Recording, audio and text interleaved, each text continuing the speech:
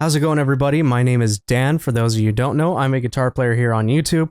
I do fighting game stuff. I do guitar stuff now. And yeah, you guys are nuts. Ever since I started doing some Final Fantasy 14 music, we hit the Patreon goal of, we're at $51 right now.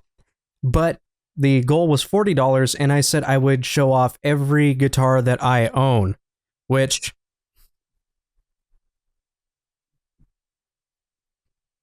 there's a lot. We got a lot of guitars to go through, so okay, let's get right into it. Yeah, this was only possible because of the support that I've been getting over on Patreon. Links down in the description if you want to go and check out what the rewards and everything are, if you feel so inclined to do so. It's not necessary, it's not a requirement, but hey, I have it, and if you guys feel like giving a buck, then go ahead. But we're going to get right into it. So, first guitar is going to be this one, which is super fun. This is a super cool guitar that I own. This is a Gibson Midtown Custom.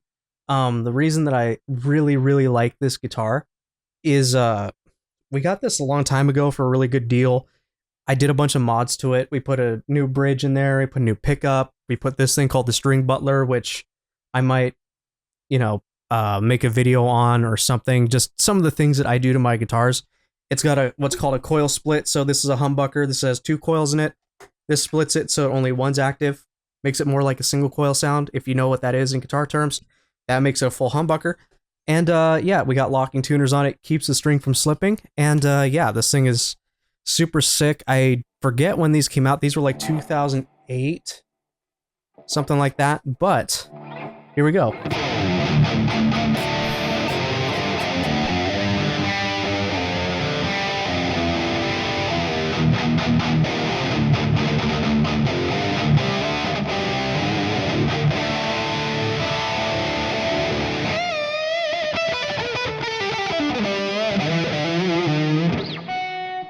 All right, so that's the Gibson Midtown. We're gonna be going along and kind of going through this kind of fast because I think this is probably gonna be at least an hour-long video. So let's get to the next guitar, which will be just one I randomly pull off the rack. So we got the next guitar, which is this, a Ball Family Reserve John Petrucci JP6. It's the John Petrucci signature. It's not the Majesty, it's the other John Petrucci, but this is in a silver burst.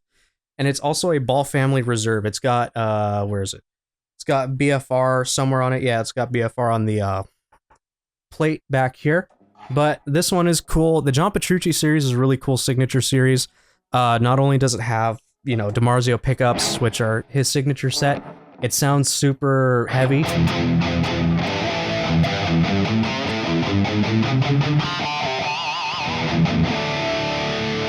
But...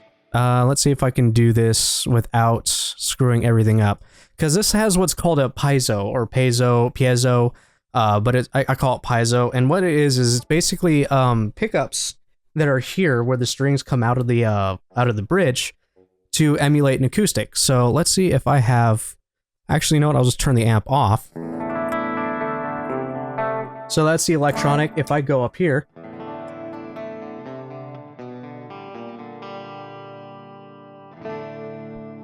see if I have anything that's actually clean.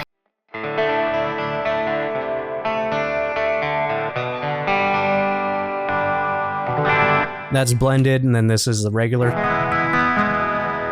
Right, and then we got the acoustic.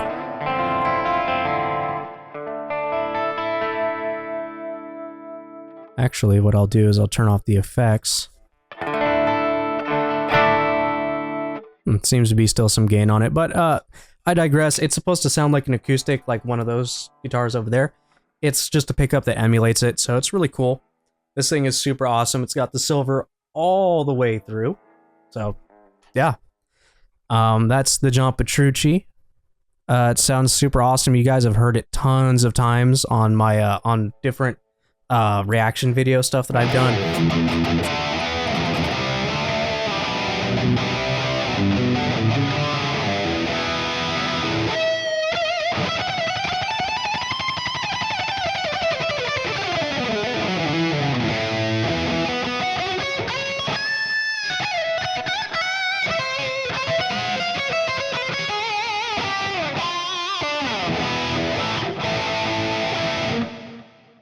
All right, so here's the next one that we have. This is, I'm just going to go through all the ones that are right here on this rack since that's pretty much the closest. But essentially, let's talk about this one. So this one is a Brian Head Welch, or Sir Headley. He's the guitarist for, one of the guitarists for Korn. And this is his LTD signature guitar. This is the Sir Head Welch. Yeah, Sir Headley signature.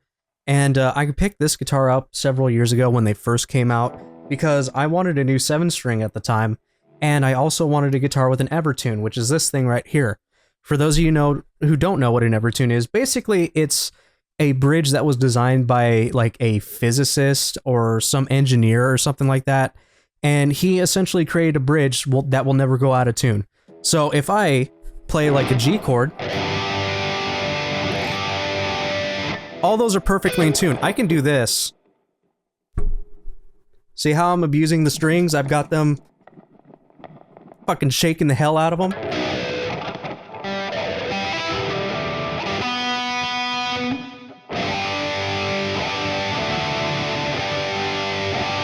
It's going to be perfectly in tune no matter where I play.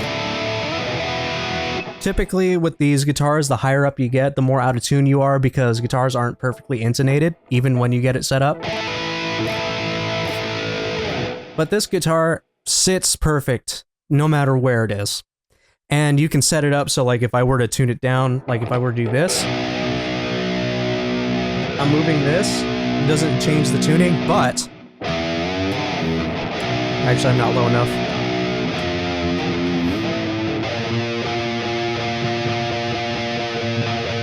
It doesn't change pitch even though I'm bending it. Which means you can be super abusive, you can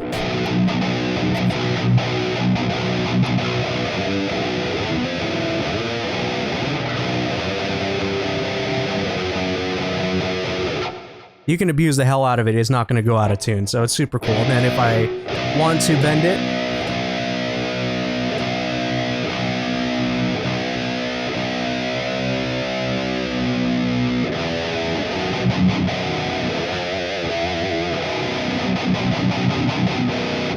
so yeah, you've seen this guy in a few different videos. It's an awesome guitar. It's got active Fishman pickups in it. It's got this beautiful purple flame top, ebony fingerboard, barely any, you got these little markers and stuff.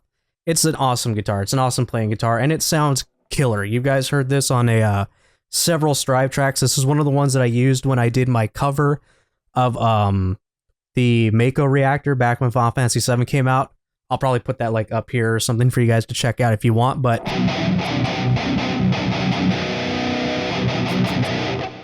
yeah, this is a freaking sweet guitar. So that's what it sounds like. Let's move on. All right, and we've got the second 7-string. You guys have also seen this on the channel if you watched the Crawl video I did for Strive, the Strive soundtrack for Crawl. Then you'll know what this guitar is. This is my Carvin, I always forget what this is, DC7. This is a DC, that's what the model is, and the 7 means it's a 7-string. This is a 7-string. I think I explained this before, what this guitar is. I got the in my guitar FAQ video. But this basically, I got this back in like 2009, 10-ish, and this was before 7-strings really like kicked off, and I got this for a super great steal. This thing was probably at least over $2,000 when this is a custom order guitar that was in Guitar Center. This had to have been at least $2,000. Came with a nice case and everything, but they had it on sale over at Guitar Center used for like $1,100. So of course we picked this up, and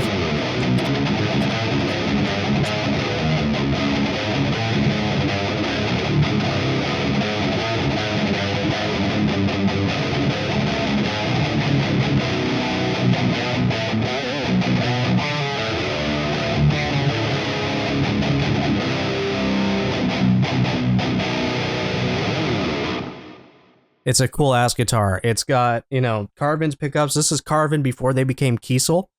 And yeah, it's awesome. It's a neck through body. As you can see, the wood goes from the beginning, the tip of the headstock all the way to the edge of the body. These are just solid strips of wood.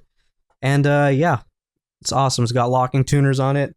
It's got what's called a phase switch. So if I went and did something like that where I had 2 coils active, and then I flipped one of these, you get like a really quacky sound.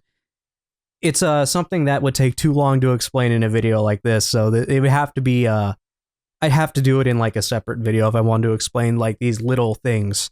But for guitar players who know what I'm talking about, you know what I'm talking about, which is this thing has everything. It lets me split coils and do a whole bunch of crazy, cool, wacky pickup combinations. So this is my first 7-string, and this is one of the guitars I don't think I could do without. Super awesome. So yeah, let's go on and get to the next guitar, right? You guys have heard this before, so let's go and do one that you haven't really seen that much on the channel. All right, so this guitar right here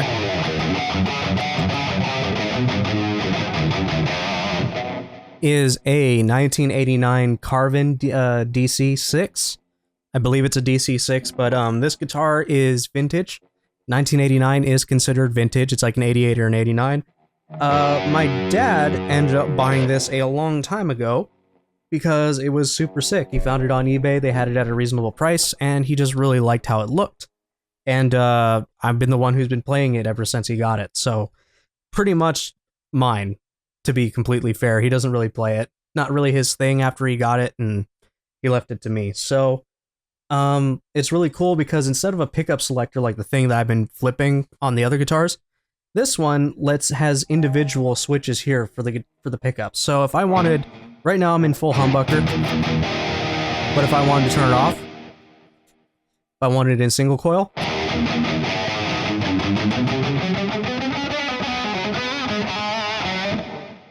right, and then I can also select the single coil up in here in the neck. I could turn this one on that's in the middle.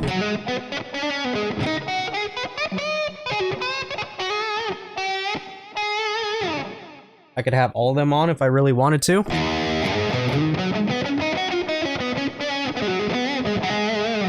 And then these ones have a like a coil tap.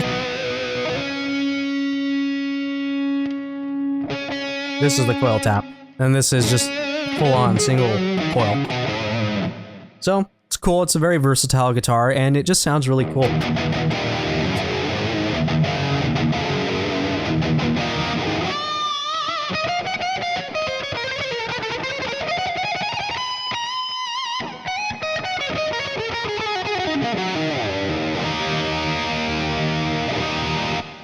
So yeah, it's super cool. It's got block inlays, ebony fingerboard. It's just a killer looking guitar. I believe Neil Schon or somebody played something similar back in a band. I'll just show like a clip of it where it just looks a lot like this Carving. But yeah, that's this one. Super awesome. 1988-89 DC6 Carving guitar. This one you saw on the Anji video when I did his theme, the Rock Parade.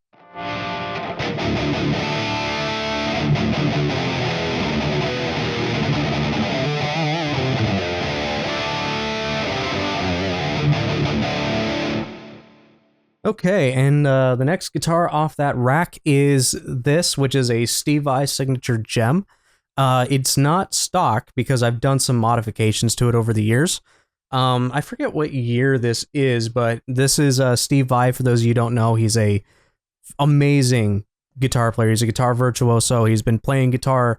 He's been on Frank Zappa, David Lee Roth, Whitesnake, a bunch of stuff. He's an amazing guitar player and one of my guitar heroes. And this is one of his signature guitars that you can buy. This is an Ibanez. It's a Gem 777, I believe is what it's called.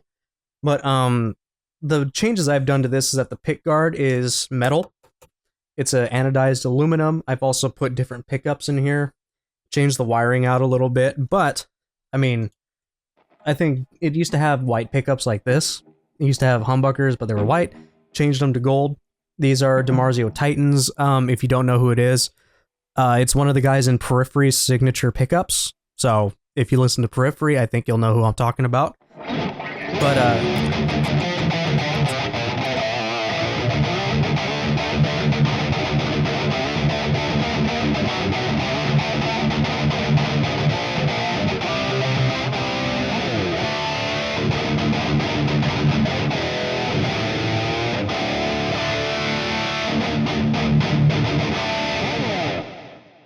an awesome guitar. It plays so nice.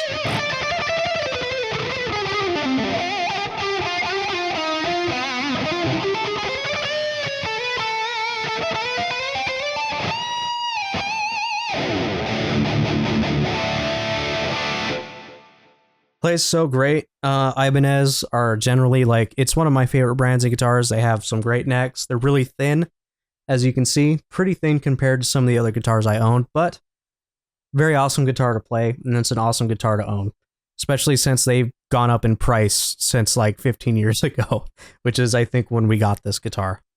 But yeah, that's it for this. I put the Akuma sticker on it. For those of you who don't know, that's the symbol that Akuma has on his, that's the kanji that he has when he does his Misatsu, where he does his Raging Demon.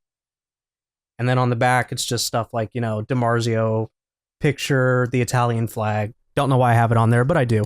But that's it for this guitar. We're going to go ahead and switch to the next one. Okay, so we're going to go ahead and get right on to the next one. And this one is a Carvin, or not Carvin, this is a Schecter Charvel.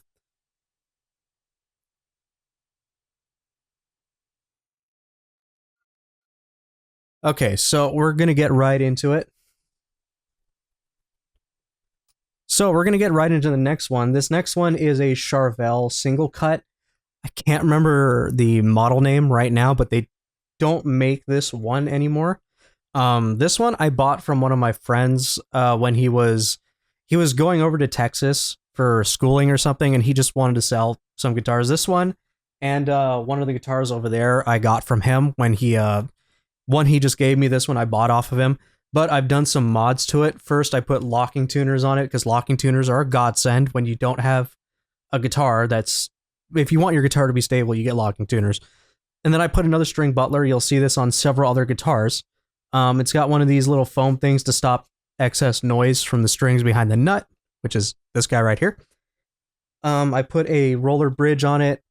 It's going to be kind of hard to see because this isn't an auto-focusing lens, but these are like little roller, they're just roller saddles. The string slides on them easy, makes it easier to bend. And then I replaced the pickups. This originally came with Seymour Duncan Blackouts. These are Devin Townsend Fishman Fluence signature pickups. If you don't know who Devin Townsend is, he's an amazing Canadian rock metal musician. He creates some crazy stuff. Devin Townsend Project. Strapping young lad. He's played with Steve Vai for a little bit, but this guitar you've seen a few times on the channel. I've done a few of the Strive videos with this, and it sounds so killer with these pickups. Like,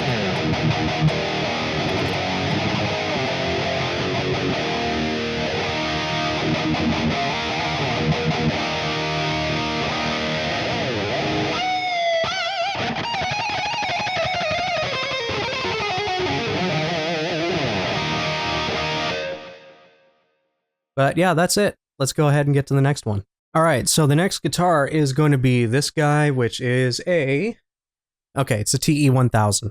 The T1000. So this one is one of the ones you've seen before. I've used it once.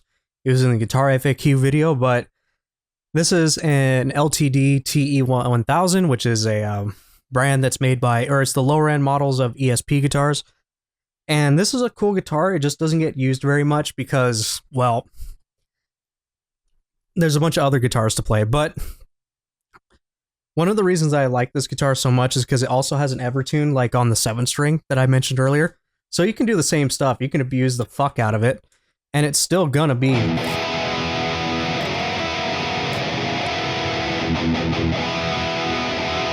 it's still gonna be in tune. So not too much to say about this guitar. It's got EMG pickups in it. It's another active brand. It's a cool guitar.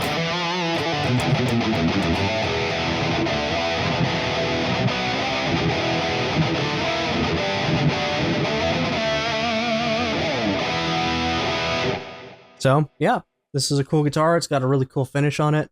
I changed the knobs on this because it had normal black, like, pickup control knobs, and I changed them out to these things, which are gold and black, which I think kind of fits the aesthetic of the burst, the finish of the guitar. So yeah.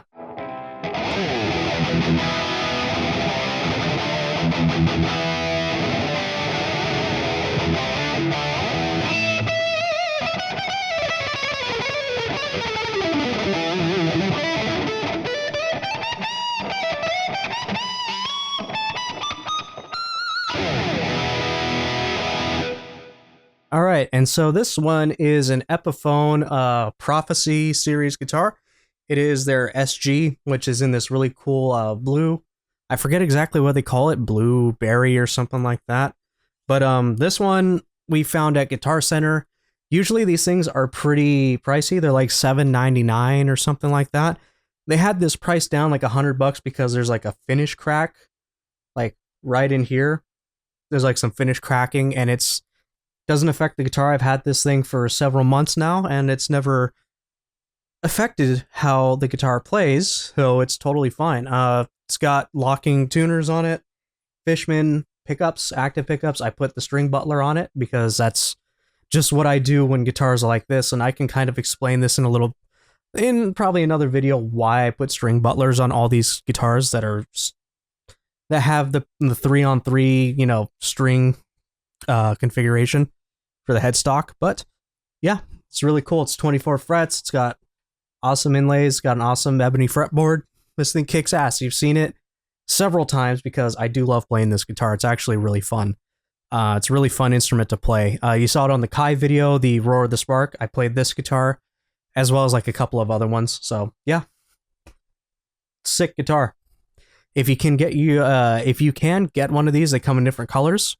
And yeah, that's it for this one. This one just sounds super nice.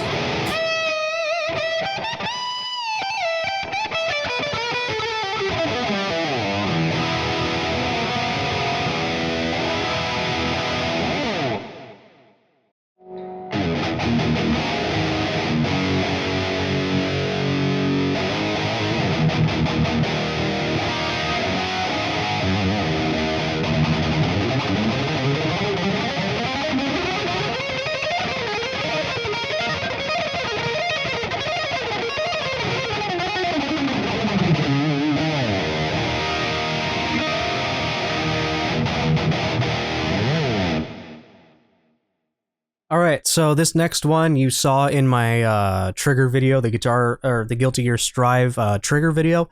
This is Yamaha Pacifica 611 HFM.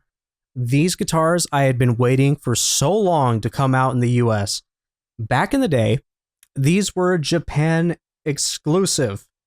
Yamaha didn't like bringing their guitars over to the Americas and the Europes, so a lot of people had to import them. I didn't want to pay that much fucking money to import the guitar along with the like $600-700 cost of this guitar. And we found it on Reverb. This was they had changed stuff out. Some guy had put a DiMarzio when there's usually a Seymour Duncan pickup in it, but this one happens to, I think, be a hotter output pickup than what it usually comes with. And it's this awesome purple one. This was the one that I loved a lot, is this flame purple with the tortoiseshell pickguard. And yeah, the one thing that I really like about this guitar is that it's super, like, this is like classic. This is like an 80s, you know, classic rock look. But it has my favorite pickup configuration, which is a humbucker and a P90. P90 is like kind of in between a single coil and a humbucker, but it leans more towards a single coil. It's just really hot for a single coil, but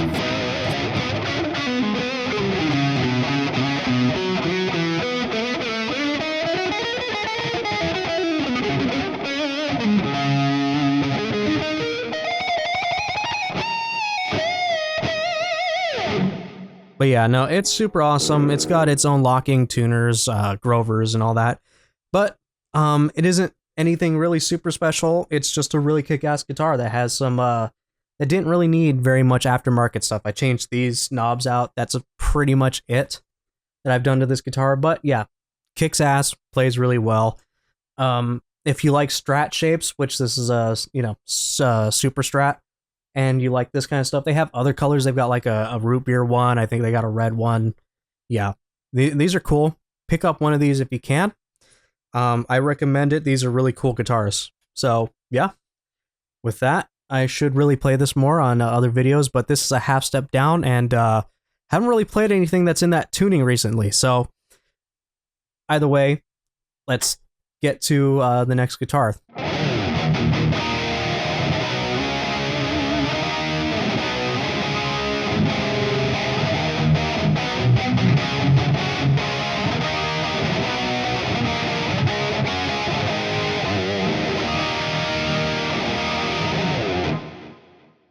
Okay, and we're on to this one. This one is a, it's not actually a Fender. It says Fender on the headstock, but there's a cool story to this. So, if anybody knows who Gary Bauer is, he's an amazing guitar tech out in the Bay Area over in San Francisco. Owns his own little guitar shop. At least I hope he still does. With the pandemic, I'm not sure. But he, this guitar we bought in his shop. And if you don't know who Gary Bauer is, he does a lot of guitar work for like Joe Satriani and just people that are like good, like popular guitar players over in the Bay Area. But this was in their shop years and years and years ago. And this is actually a Partscaster. And what I mean by Partscaster is that it looks like a Fender because it's a Fender body. It's a Fender Mexico body. And then it's got what's called a Warmoth neck. So it's got an aftermarket neck that they've kind of parted out and just put together to make it look like a Stratocaster. And then they actually did this. It's never mentioned that it was a Fender. It came with a Fender case, which is hilarious. But the cool thing about it is that if you look at this is the Fender logo. I know it's blurry. It doesn't autofocus, but they said they wanted to make it look like it might be a factory, one-off by putting it upside down and backwards to make it look like it's a mistake, right? And it's super cool. This is such a smart and intelligently put together guitar because one, I mean, it's got a bone nut. Bone nut is one of my favorite materials for a nut. And then it's got what's called high compensated tuners. So if you notice, they start off high and then they get lower the further out they get from the headstock, which means that you don't need what you normally see on some guitars, which I think I have one at least, where on these guitars they'll put a string tree, which will push the strings down so there's actually tension on the strings when it goes through to the headstock, so these strings actually, aren't flubby. But yeah, it's got that. It's got an awesome bridge. The only modification I did to it was I have this system in it where originally it had one pickup, your standard, 3 single coil setup. What's cool about this is that these are all humbuckers. These are all humbuckers in a single coil size, so they're stacked mini coils. And what I did is I took 2 of them, so there's a Seymour Duncan JB one, as well as a DiMarzio. I think these are fast tracks. And I have a switch system that lets me select this one, or both of them together. So I have it sounding like this. This is the top one. And then if I do both together.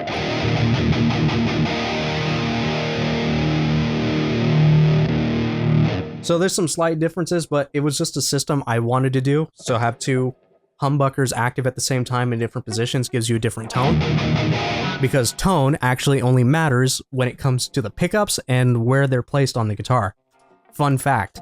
That's the only thing that contributes to tone. But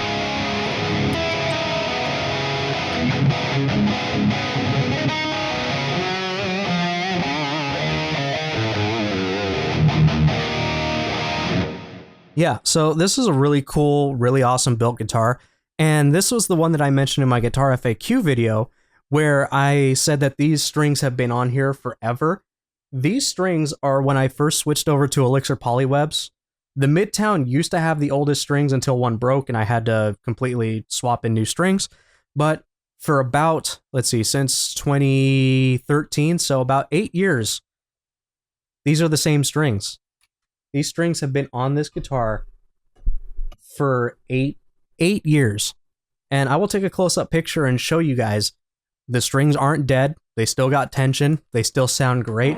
There's no rust or anything on them, which is why I love Elixir Polywebs. You put them on once, and unless they break or you change strings or pickups or some shit like that, they're never going to go bad on you. They'll never die unless you scrape off the coating or you break a string. They're never going to go bad. This guitar is proof. I've had these things on for 8 years, and they haven't gone bad at all. Still plays just fine, still sounds sick. No rust whatsoever. So that's why I love Elixir Polywebs. And yeah, if Elixir ever sees this video, hey, hit me up. I put Elixirs on all my fucking guitars, all right? But this guitar is great.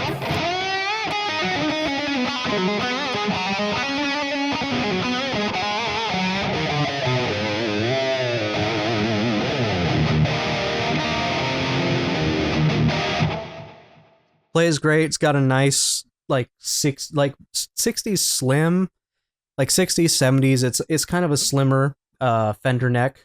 It's not actually a Fender neck, but you know, feels good in the hands, and it's this awesome white color. So yeah, white and gold, it's a perfect combo.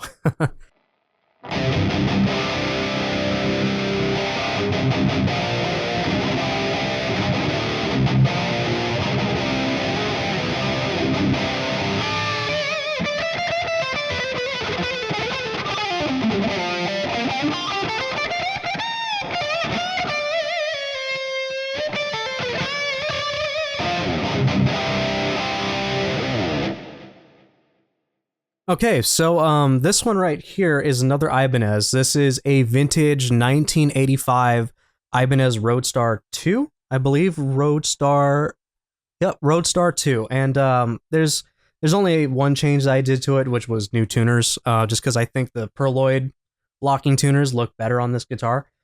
But this guitar was actually bought up in Montana when my dad went up there to like 6 years ago, something like that. He went to a pawn shop and they were selling this in its original case for like $250. And these guitars can go for well over 500 now. And this is in essentially perfect condition. There's almost no issues with it, except I think like a ding up at the headstock. But what's cool about this is that it has the original like certification, like it's dated. It comes with the original case and it's dated, so I know where the exact date that this guitar was made. And yeah, I keep this in drop C, which is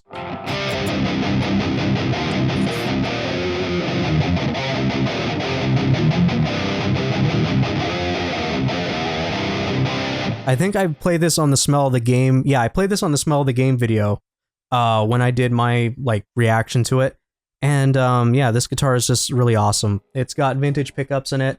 It's got this weird, cool trem system in it. It's got the coil split thing going on. But yeah, I play this in drop C. I don't get very many songs in drop C. That's why I don't play this on video too often. But when I just want to chug some heavy stuff, like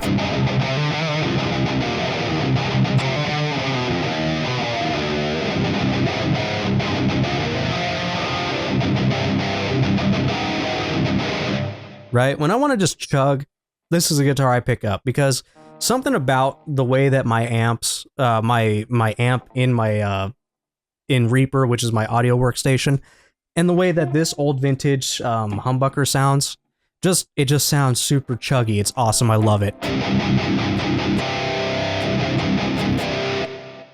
But yeah, no, I love this guitar. It's one of my favorite guitars to play.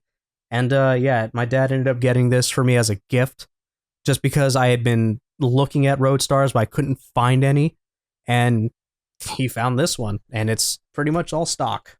So, super awesome. Made in Japan, 1985.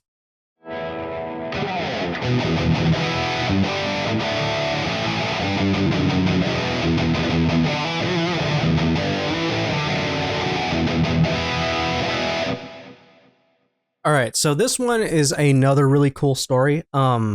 So back when I first started playing guitar, I started on a Squier humbucker Strat, right? And this is the neck off my original guitar. Now, the reason I only have the neck, this isn't the original guitar, just the neck is because we had a local luthier who was going to do work on the body, and he disappeared after a while, and I had the common sense to keep the neck. This was back when I was like 15, 16, something like that. I was a young kid, and we never got the body back. I don't know where he went. He just vanished after doing work on our guitars for like 2 years or something like that. But about a year ago, I decided that I was going to do my own first Partscaster, and I put this guy together. So I found a pink body online. I found it on eBay. It was a like shell pink guitar. I put in my own pickups, which is the Sentient, the not Pegasus and the Sentient. Yeah, they're all named after the Lord of the Rings things. But yeah, one volume 3-way pickup selector. Again, there's roller saddles on here. This is roller to make it easier to bend. It's a hardtail, which means that there's no strings don't go through. They go through the back of the bridge, which is the best way to have them. And yeah, I put hip shop locking tuners on it. Again, just like with the not Fender that I have, this is height compensated, so it goes from higher to lower as you get towards the end of the headstock. And new nut. and I put it all together, and this is what it looks like. Black perloid pickguard. I think the black, the silver, and the pink just look phenomenal. This thing is such a cool looking guitar.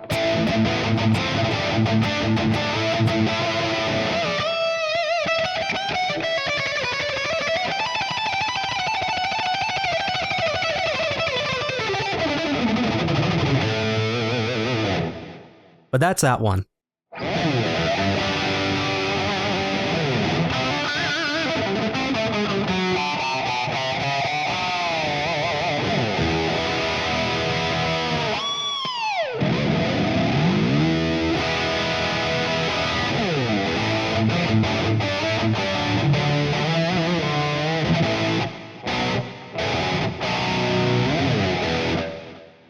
Okay, and then this one is on the wall right behind the camera. So this is a reissue of the legendary 80s Fender heavy metal Strats. What's really cool about these is that they broke the norm back in the 80s. They were I think they were like, I know Greg Howe and like a bunch of other guitar players played these. And what was really cool about them is that unlike your typical Fender, which was just 3 single coils or maybe a humbucker and 2 single coils, talking about the pickups, and they were usually only like 22 frets, so the frets would stop right after this dot. It'd be right here. This is where the fretboard would end. These ones came basically equipped for the super shredder, 80s. So you had like Winger and Poison and Rat, Dokken, all these super shredder guys, Europe. There's a ton.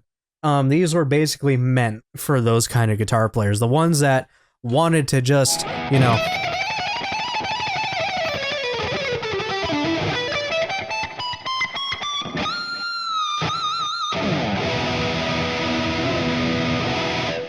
although it's a Floyd, so it doesn't want to stay in tune sometimes.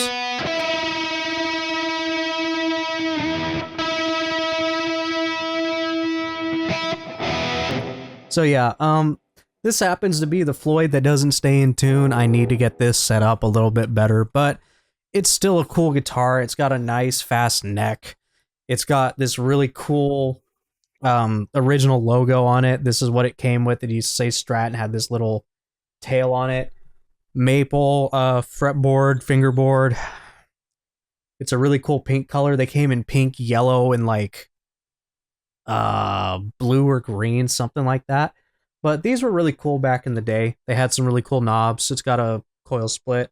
Floyd Rose, which is why I don't really play it too much, because this isn't one of the Floyd Roses that likes to stay in tune.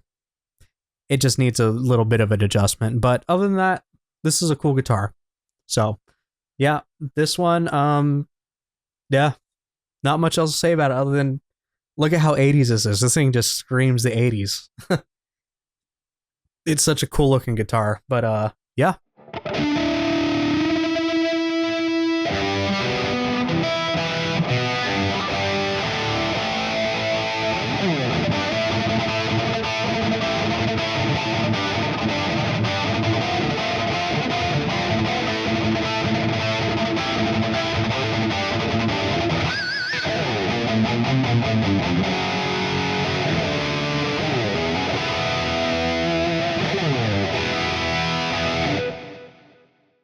And then going on to the next Strat-like guitar, we have this one, which is a Charvel Jakey Lee signature model in the Blue Burst.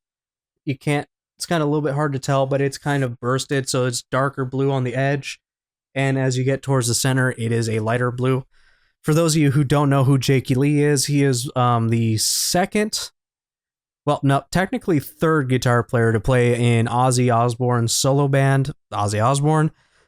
He was followed after there was Randy, who passed away, and then we had Brad Gillis, who played on a live album, and then Jakey Lee was the one who played on the next studio album after Diary of a Madman. And the song I just played was Bark at the Moon, which is the first album Jakey Lee played with Ozzy. He played in bands, stuff like Badlands, and yeah, he's a phenomenal guitar player, and he has one of the sickest Strat guitars ever made. This is a super Strat. It's got his signature reverse. They tilt this way, the single coils, and then he's got a humbucker. It's It's a hardtail, which I love hardtails. That's why I really like this guitar. You know, it's got a smooth, unfinished neck, and it just sounds so killer.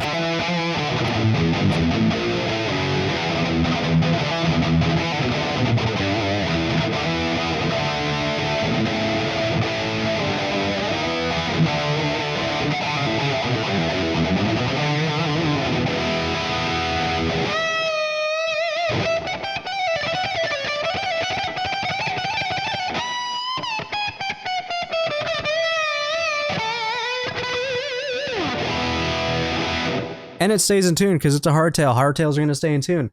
And when I mentioned earlier by a string tree, this is what I mean what a string tree is. And if you look a little bit closer, you can see what it does to the string. As you can see, the string comes from here and it dips down, then it lines up with the tuner.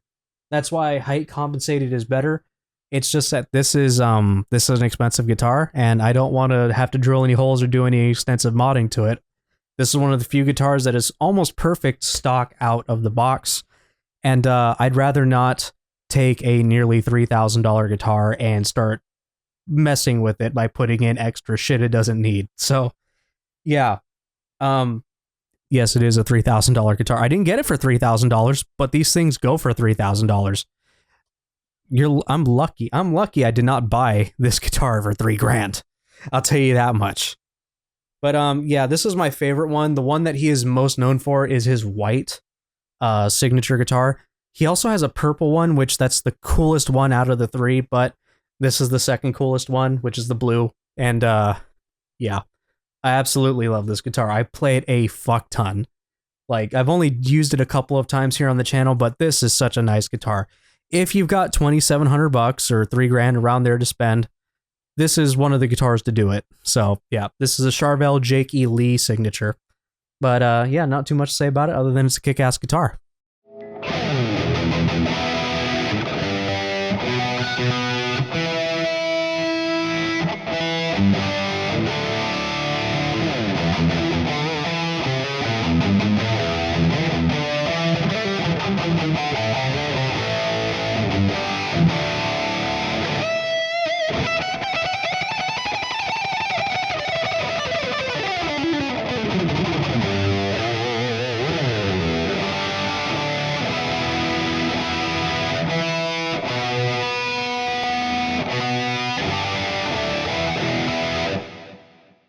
Okay, some of these guitars haven't been played in a while, so I don't check if they're tuned before grabbing them. So this one is a 1980... What does it say? Does it have a date? Oh yeah, that's right, it doesn't have a serial number. But these ones were dated to be about 83, 85. So this is like a 1983 Hondo Deluxe 701. This is their holographic finish, as you can tell. It's got a holographic sheet underneath it, and then it's got a top coat and all that stuff. But this one was really cool. This was an eBay find. The only reason I got it was because it's so cheap, and it was because all of this right here is a bunch of chips and breaks and stuff that I filled in with black Sharpie, which is just a little hint. If you have a black guitar and you've got some chips in the paint, just go and take a black Sharpie to it and just kind of, you know, color it in. That's what I did on a lot of these, because a lot of this stuff was all eaten up. You know, a lot of chips probably banged up against stuff, because these kind of guitars have that happen to them all the time. They'll get a lot of breaks and chips, and I put, you know, some Sharpie on it, and it looks fine. But yeah, this is a really cool guitar. It's got a nice fat 60s style Fender neck. And what I mean by fat is, if you look at that, like this is not the chunkiest neck in the world, but it's getting there, and it's really nice. The only things I did to this was, one, since it's a straight end headstock, I put the height compensated locking tuners on it, because that's the smart thing, so I could get rid of the string tree up here. This is to meet the guitar sounds. Doesn't look the best, but whatever. And then I changed the pickup. The pickup is originally chrome covered, so it matches the hardware. I put a Gibson Dirty Fingers pickup in it. This is Dirty Fingers from like the early 80s, like 82. And Dirty Fingers are just Gibson's really hot output pickup, and it just sounds killer.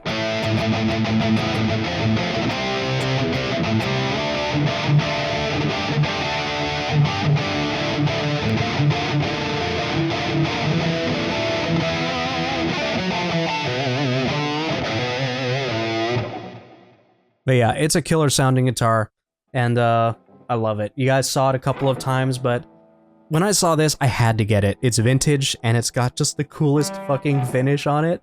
Look at that. It's actually holographic. It's so cool, and then it's got the maple neck, 21 frets, which is like the only down side to this guitar, because I like at least 22, but I'm not going to complain. I'll play 21, no problem. But yeah, that's this one. Nothing special about it other than it's got a sick pickup that I put in and new tuners. That's about it. Oh, no wonder why. Some of these get loose over time.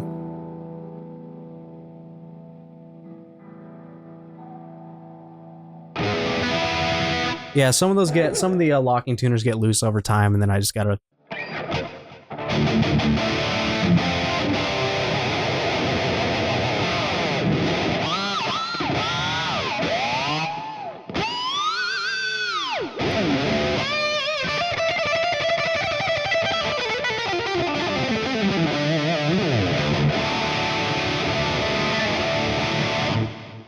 So this one you've already seen on the channel. I've had it a couple of times. This is my LTD Alexi 600 pink guitar.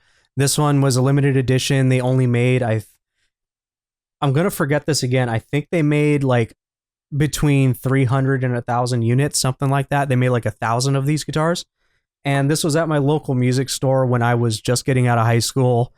And at that time, I was just a really massive Children of Bodom fan. I still am. And it's really sad when I heard that Alexi Laiho passed away earlier, or at the end of last year. And it just is awesome that I have this guitar, because it's actually, like, it's going to be hard to see, but that right there is his signature. And then on the back, you have Henka, the bass player, and then Rope, the other guitar player at the time. So not only that, this is the sticker guitar. So if you can see, it's got Opath and all these stickers on it, Miku, you know, Dragon Ball. It's got Goku's thing on it. We've got some, the Retro Arcade Stick community. Yeah, the Retro Arcade Stick Collective. We just got a whole bunch of cool stuff on this. I changed the pickup out to a pink pickup. That's about all I did to this thing. But it's a Seymour Duncan Black Winter pickup that I put in this thing, and it's one of the only guitars I've ever played where the Floyd is just set up. It stays in tune. But I played a lot of Children of Bodom on this at the time, and yeah, it's hard to believe that one of my heroes growing up is actually gone. Well, a couple now, but he was one of the biggest ones, and it's great that I have this guitar. This guitar is probably something I could never part with at this point, like never.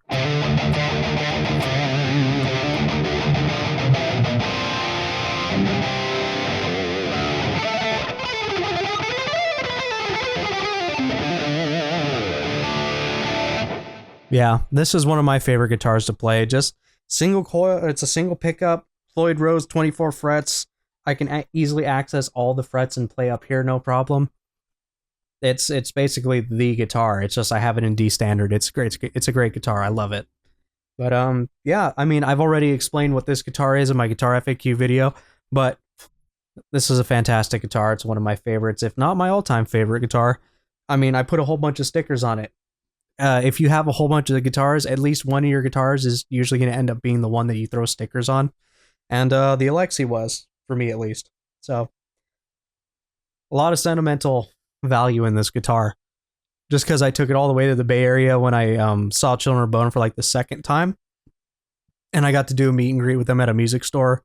And he signed it. So, it's cool to have something signed by one of your heroes who isn't here anymore.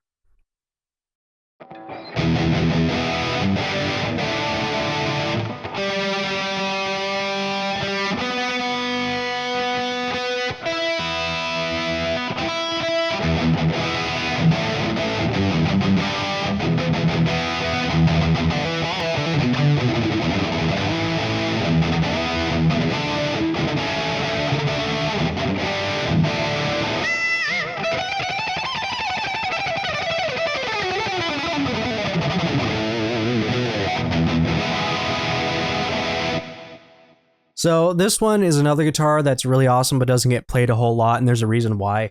So this is a Tokai. It's one of the random star shapes. I can't remember the name of it right now, but this one is like it's a mid late 80s guitar, and this is a really cool guitar. It's super beautiful. Like it's got that green flame on it. It's got this really awesome inlay as well as binding. You know, it's all aged and looks like, you know, it's cream colored. It's really cool. The only problem is that this neck likes to shift. So it doesn't stay in tune, and I have to fix that by putting like a shim in here. So I have to take it to somebody to get that fixed and squared away. But other than that, like when I was playing this guitar before I realized that problem, it was just super awesome. Like this thing has such a cool, you know, easy access cutaway. It's so nice to play. It's another one of those guitars with a nice 60s Fender style neck. It's just that I need to get it looked at again just to make sure that it's, you know, the neck is going to actually sit properly. Once that happens, this guitar will be played more. But yeah, no, like this is just a beautiful looking guitar. Got it straight from Japan. It was made in a Fujigen factory, so it's a Tokai. And Tokai, when they were made in the Fujigen, which is just a factory in Japan that produced guitars, and they still do, they were always top-notch quality. It's just that, just an old guitar. It just needs to have some maintenance, some TLC, and it'll be back to playing in tip-top shape. But yeah, this is an awesome guitar, so definitely want to play this some more.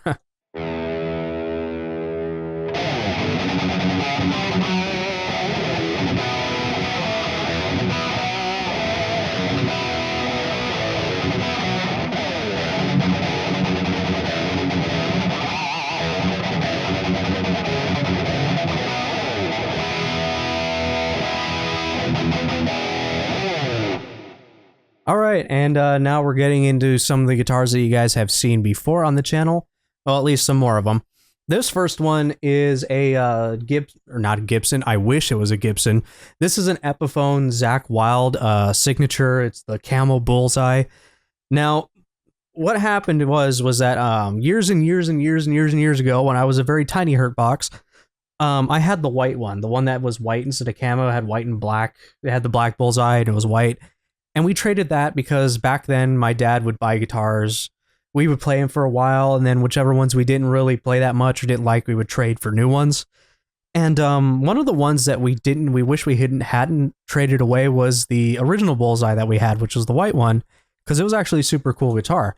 But we found this one not too long ago, like a couple years ago. And this one was always one that I thought was cool. You know, it's got the camouflage on it. It's got a maple fretboard with the pearl block inlays. And really, we didn't do much to this guitar. I switched the knobs out for Marshall amp knobs, just because the Marshall amp knobs I think look cool. You know, it just looks cool, especially since he used to play Marshalls before Zac Wild left and started his own brand, the Odin stuff. And that's what's also really cool about this guitar is that this is a last year run production of the Epiphone and Gibson line for Zac Wild stuff. It was like 2010. Yeah, 2010, I believe. It was like 2009 or 2010. The only stuff that I've done to it is I put Grover locking tuners on it. I kept the same brand of tuners that were on here originally. I just put the locking version because it doesn't come with lockers. And then I put a one of the string butlers on it so that it would stay in tune. Because Gibson and Epiphone, these have problems with tuning stability, and that's because of the way that the strings go in the nut and then they break off like that. So it makes it really hard for them to stay in tune.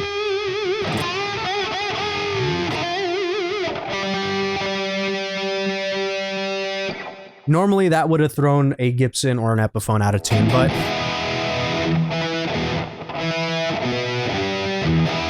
this guitar stays in tune perfectly fine, and it's just a fantastic playing guitar, especially for a Les Paul shaped guitar. And yeah, I love it. Zac Wild is one of my favorite guitar players, and yeah, it's such a cool guitar. This one was on one of my Castlevania covers that I put out last year. So if you want to see this guitar in action, you can go and check out, I forget which one it is, but I'll put it up there for you to take a look at. But yeah, this is a cool guitar, and it's awesome. it's awesome to have something like this back, because like not very many Epiphones are actually super playable. Like some of them are usually either complete garbage or, you know, they end up being really good, like this one and the SG that I have. So very rare that you get a Epiphone that's actually, well, nowadays it's a lot less rare, but back then it was hard to find an Epiphone that played well, even at the high price point that these guitars were at.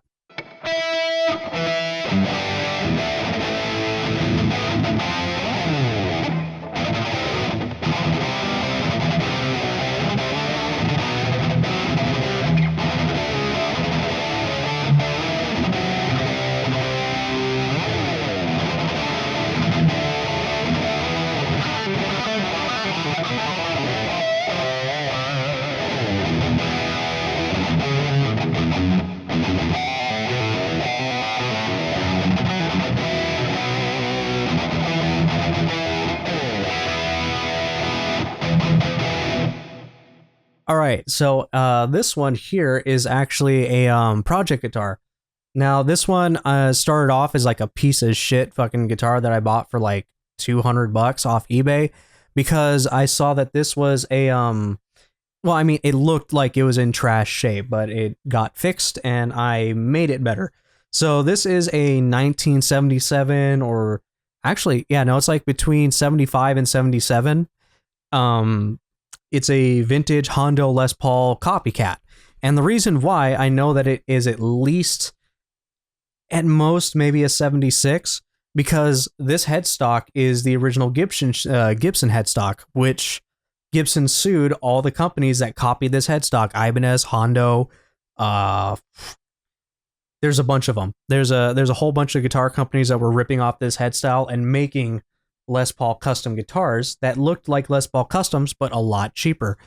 And they sued him over this, and this is why guitars that are pre-lawsuit, like Ibanez ones, go up for a whole lot of money, because they have this headstock shape, and they also have the diamond, this split diamond, which is another Gibson trademark. Now, this one I got super cheap, and immediately, if you know who John Sykes is, he plays a black 76 Les Paul custom, and it's like 76 or 78, and he has a whole bunch of cool stuff done to it, which is what I did, which was I put a chrome pickguard on there. These are actual metal pickup rings, and then this is a Seymour Duncan, this is a Dirty Fingers. He plays Gibson Dirty Fingers. The Dirty Fingers that's in that holographic Explorer was meant to go in this guitar, but at the time, that one was microphonic, and microphonic just means that it feedbacks when you have distortion. It would feedback and it sounded awful. So we put a Seymour Duncan JB in it, and I went and wax potted the other Dirty Fingers that went into that Hondo Explorer that I have.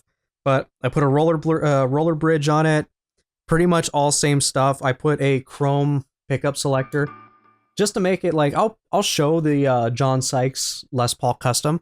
But basically, I modeled it after that, because this is a black Les Paul shaped guitar with the diamond headstock, and I put locking tuners on it, and I wanted it to look like a John Sykes guitar, because John Sykes is just one of my favorite guitar players.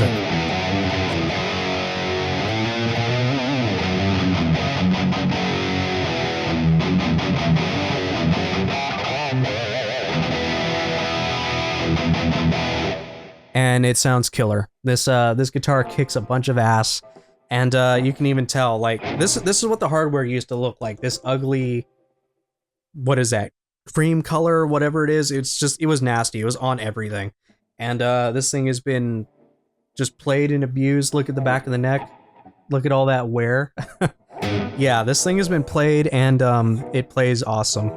It's just a sick playing guitar. It's a bolt-on, and I love it. It was a guitar that I bought for super cheap, and then I put in like $300-$400 worth of upgrades, and it just looks so fucking killer now. Look at this. Look at this amazing looking thing. It's so awesome. I love playing it. This is one of the only ones I didn't put a string butler on, and that's just because it's would require a lot more modding up here than I'm willing to do. To put a string butler on it. I'd rather just keep it as it is, because yeah, it's a bigger pain in the ass to put those in on guitars that are vintage, just because they're a little bit thicker up here, so you're not going to be able to really fit a string butler on top of all the other stuff, so I kept it the way it was.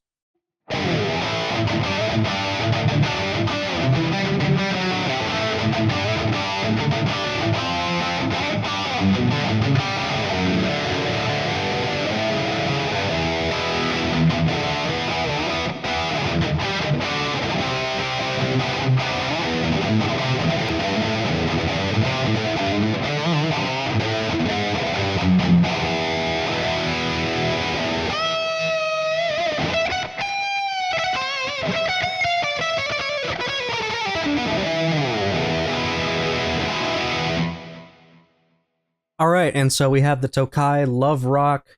I forget, this is like one of early, it's like mid 2000s or something like that. This is one of the ones that's made in a Chinese factory. But what's really cool about this is that me and my dad actually bought this guitar together. We went half and half on it like a year ago, and I spent the money to mod it. So what we have actually is we have a full Perloid pickguard, so that's the design on it, the mother of toilet seat. And then we switched the pickups out. The pickups were just whatever the Tokai brand crap pickups are. I put a roller bridge on it so that it's easier to bend. This is a vintage DiMarzio, so this is some like mid late 70s DiMarzio, super distortion, and that's because it's missing the red wire for the hot, which is on like every DiMarzio. This is a DiMarzio pickup that doesn't have it, so it's like either a one-off or it's like one of the earliest production DiMarzio super distortion pickups I've ever seen, which is like mid 70s, something like that. And then we have a Bill Lawrence pickup. This is the L500 or something like XL or something like that. So this one, these were for a different project guitar that I never got to making. So slapped them on here. I think the cream pickups and the pickup rings look perfect with the gold top. I don't know. I just think this is what you would call drip. This is such a clean looking guitar. I put a string butler on it. I put Perloid buttons as well as locking tuners on it. And this thing has a nice big neck. It's got a nice Gibson neck.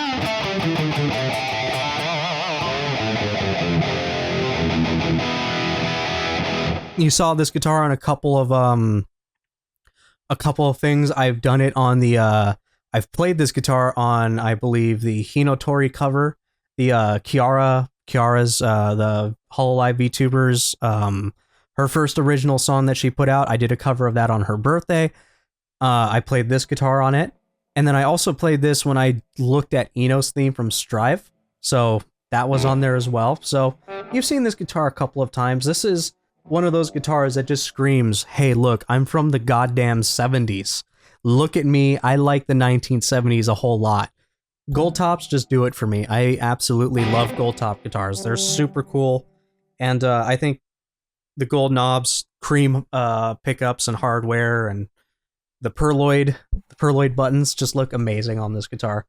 If you this guitar looks a lot different than it does now when we first got it. So yeah, that's this one. Sounds awesome. You know, even the neck.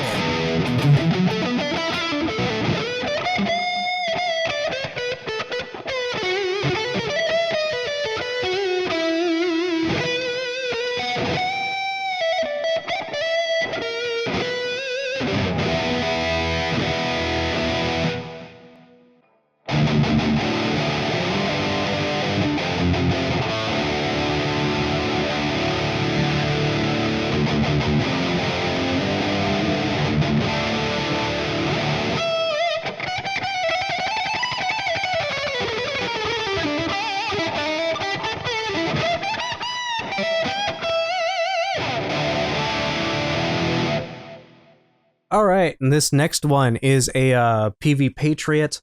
This one is from 1987. This is a red guitar. This is a recent guitar. I played it on both the Diva video as well as the Ruby Weapon video, and this guitar is just plain kick-ass. It's another one that my dad found up in Montana. They wanted like $150 for this thing. Came with the original PV case. And it didn't really have any issues other than it's got a little like chip up here. But this thing, other than that, is in near perfect condition. And It's a USA made guitar that we got for 150 bucks.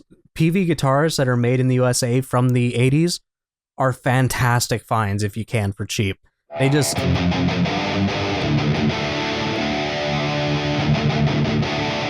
kick ass. They play well, they feel good. The Patriots are probably the best ones. They've got 23 frets. I don't know why. It's not 22 frets, not 24, it's 23. And if you can find yourself a USA made PV from the 80s, get yourself one. Do it. These are super awesome guitars. They're so fun and they're perfect. They're well made. These are just, they don't need any adjustment. I have not done anything to this guitar. I haven't done any kind of modifications or anything to it. So there you go. This is the PV Patriot 1987. That's what it looks like to me. And yeah, that's it. And we're going to be on to our next guitar, which we finished all the ones over here. Now it's time to move on to all this stuff. Oh God, did I say an hour? I meant to say this is probably going to be like 2 hours.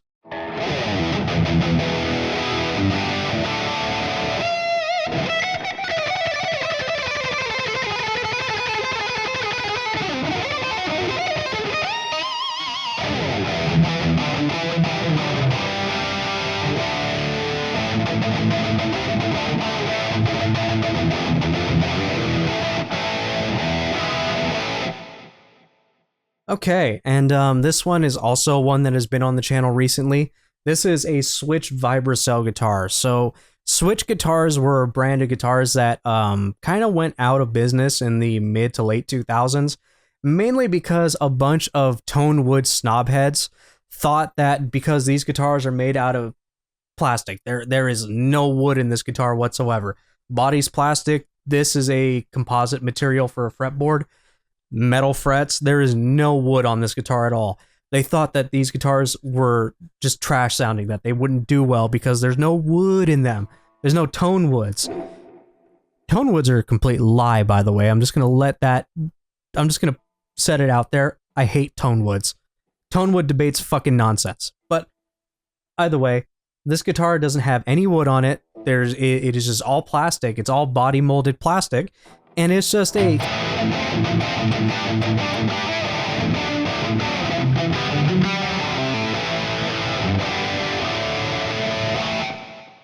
And the only two things I've done to this guitar is, one, I switched the tuners out for locking tuners, because locking tuners are just generally better. They're generally always going to be better. And I switched the pickup out from the pickup that came from Switch Guitars, the Switch branded one, to a DiMarzio Tone Zone. And that's just because this is a way hotter output pickup. It's still got a coil split on here. And yeah, I changed the knob out. I changed the knobs. I didn't like the knobs. They kept getting in the way. My finger kept knocking and rolling it down. So that's all I did. Yeah, look at how cool that finishes. You got black, red, orange, and yellow. Like, this is such a cool finish. And the fretboard looks almost like ebony, even though it's not. But you know what? It's unfortunate because nowadays we have things like Aristides, which they're super expensive boutique guitars that are composite material, man-made. It's a man-made composite material that they factory press into molds, and there's like not a shred of wood on those, and people love those guitars, and they command a price of like $3,000 plus. So, unfortunately, Switch guitars were just ahead of their time. Because I think if they came out now, they would be a lot more accepted. I have another one over there. You've seen it. It's the green one.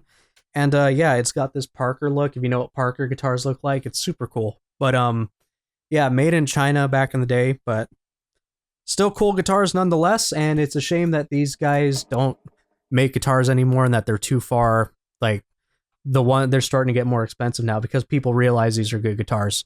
I'm glad I snatched two of them up for relatively cheap before they started going up in price. That's all I gotta say. Moving on.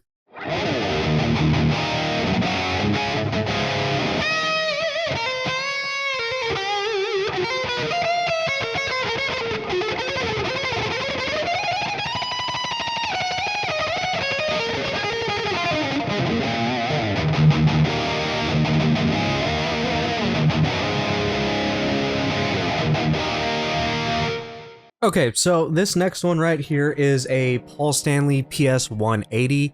It's one of the very like lower end Paul Stanley signature guitars, which are just Ibanez Icemans. The reason why I have this is one, it was a gift. Two, it's super cheap, and three, I modded the holy shit out of this guitar. We got new tuners on it. I put these knobs on here, didn't come with those before. This is a Jason Becker Seymour Duncan signature. This is a DiMarzio pickup that I have. I can't remember exactly the name of it. And then there's a roller bridge, and then there's there's fine tuners on the back here. This is a cool guitar. It's just that, you know, I don't get much play out of it.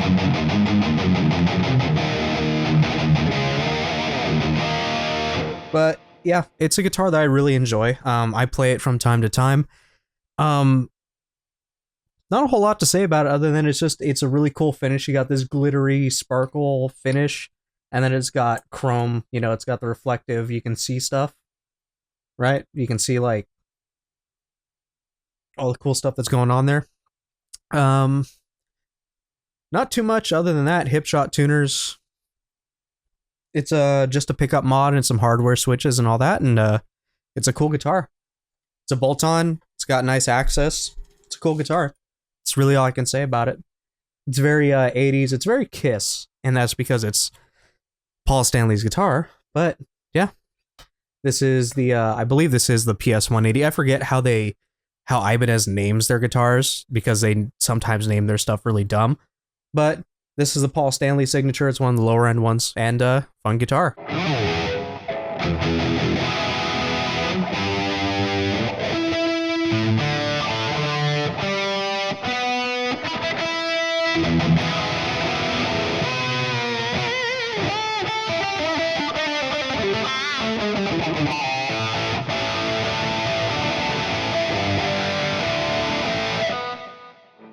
Okay, so this one is a Schecter. I can't remember what it's called. CR6. So this is a CR6 Schecter, and this is going to be a 2-for-1 because this one is actually my dad's. He bought this one after I got mine, which is the one that you've seen in videos before. This green one, the green with the blue edging. And I'm just playing this one because this one I like as well. It's purple with the natural finish. And these are cool guitars. You got a dark fingerboard. It's not ebony, but it's got not Seymour Duncan's. It's got Schecter's own pickups in them, which are actually pretty fucking good, considering the guitar is only like $700.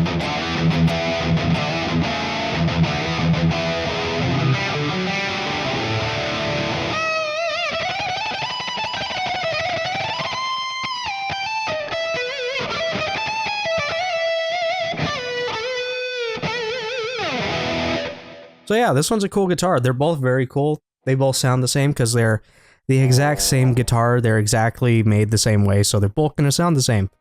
I don't need to play both of them. I just wanted to show you this one because I like this one.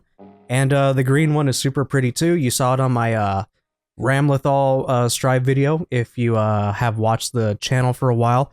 And if not, you can go to the Guitarist Breakdown Rate Reaction series and it'll be in the playlist. It's one of the first videos I ever did starting that series. So there you go. That's the Schecter CR6 as well as the other one, which is this guy. There's only a little difference there. I changed the knob. That's it on this one.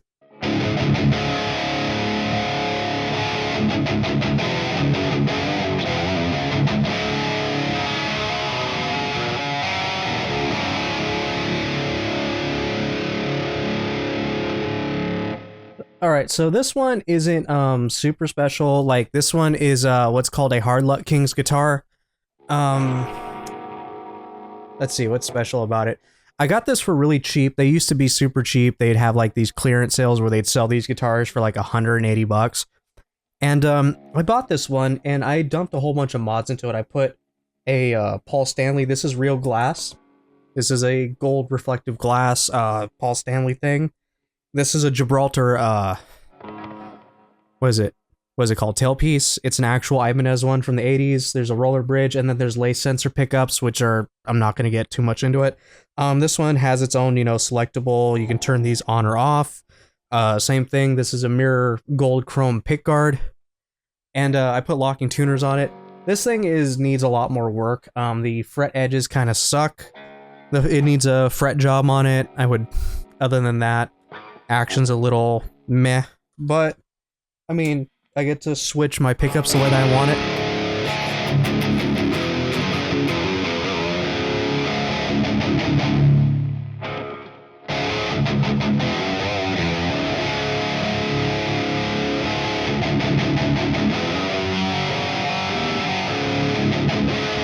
The only cool thing about this is that this is just the loudest guitar that I think I own.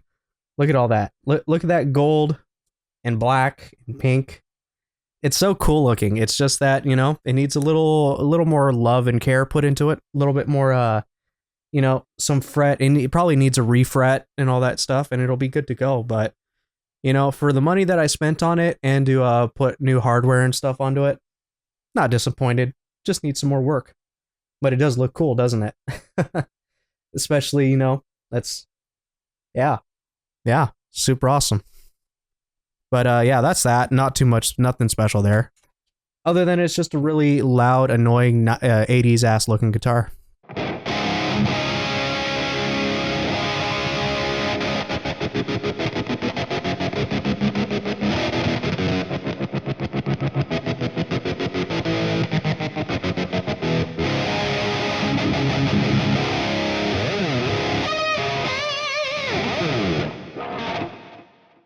Wrong one. All right, so this next one, when I brought out the Charvel, the Singlecut, I did say that I had another guitar from that friend that I bought that one from, and it is this one. This is a made in Japan 90s Jackson RR3. This one was given to me by him because he never played this, and it already had a really sick Seymour Duncan JB pickup in the bridge, so I threw this Bill Lawrence that I had in the neck, and I put a kill switch in it, some new knobs, and some new knobs.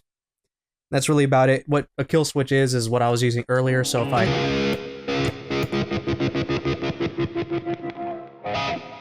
Yeah, the only other issue is that it had a bunch of chips on the edges, which happen with flying V guitars.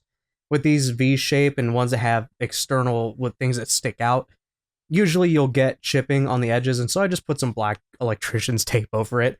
And yeah, that's what it's looked like for a long time, but it's actually a really nice guitar. It plays super nice.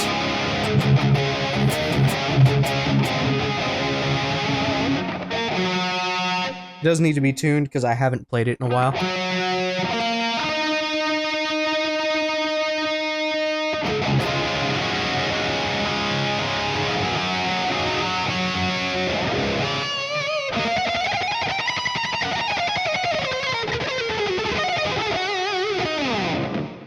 But yeah, it's awesome guitar. And this doesn't get played as much as it should, but hopefully it will in the future. But very cool. Red guitar, flame, all that good stuff. But yeah, this was the other guitar that I got from my friend, and both of them play amazingly well. All right, so this one is an Ibanez Zypho CX PT700. As far as I know, they don't make these anymore, but this one was one of the like coolest fucking guitars I ever saw when it first came out. You've got this cool, you know, random X star shape, but look at the paint job on this. You see how it's like red? Ooh, now it's all green and orange and red, and yeah, it's the chameleon finish. They had another one that was like a bluish green, and this chameleon paint job, it's like a sparkle chameleon. It's super fucking nice. And I have this one in C standard. This one used to be in like an open tuning, and then I got it restrung and put into a...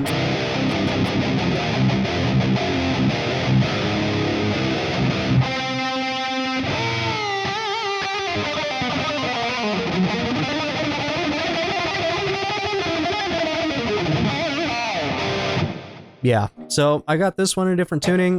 This one plays super nice. It's an Ibanez.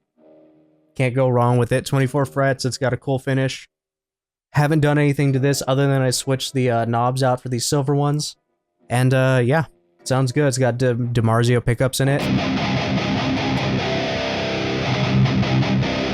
And it chugs. It's heavy as fuck, and it sounds great. So with that, we're going to move on to the next one.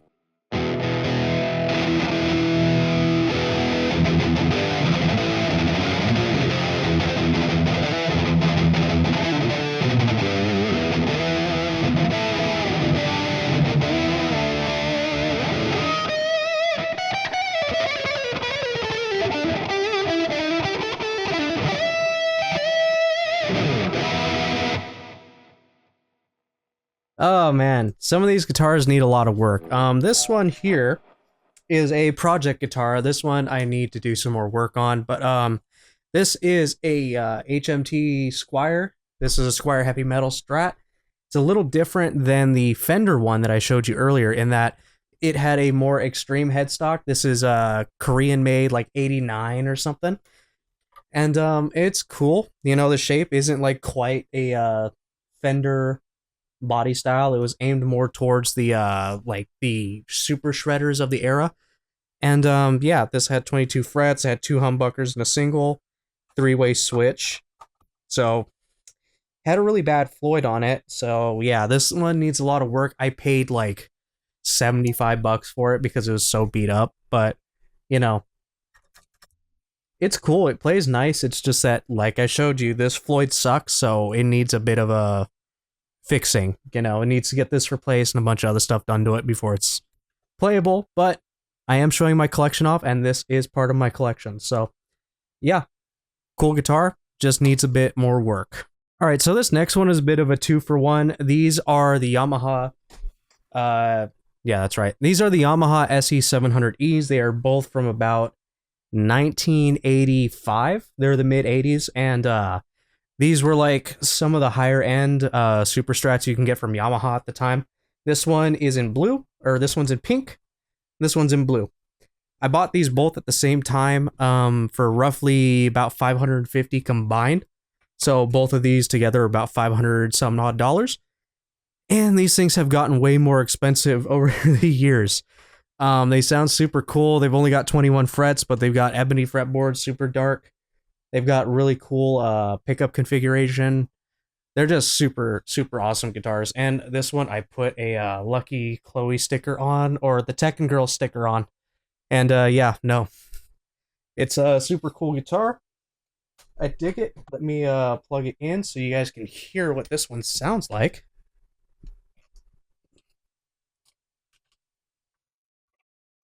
If I can find the hole.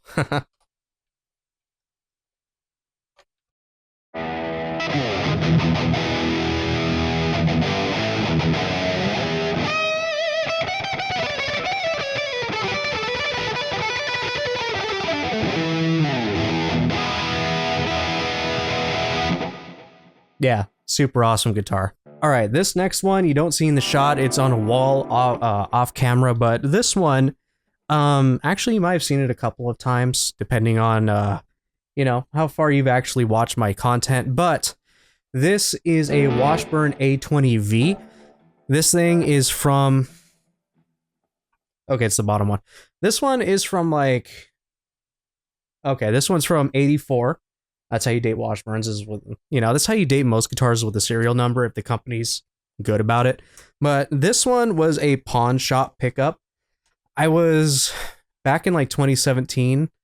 I was going through pawn shops, and I went through one of my store's local pawn shops, and they were having a sale because they were moving, and they had like 35% off or something on this thing.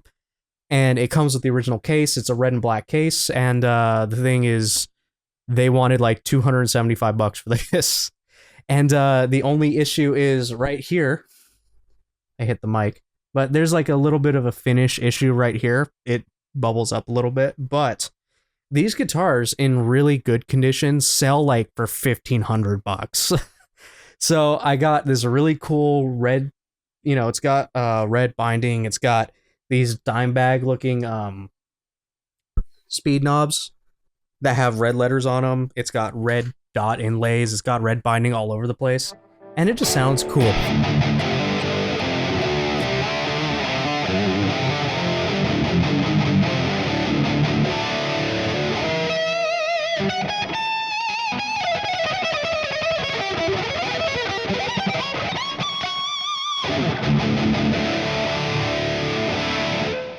It's also got this. It's also got you can push pull these pickups to make them single or whatever.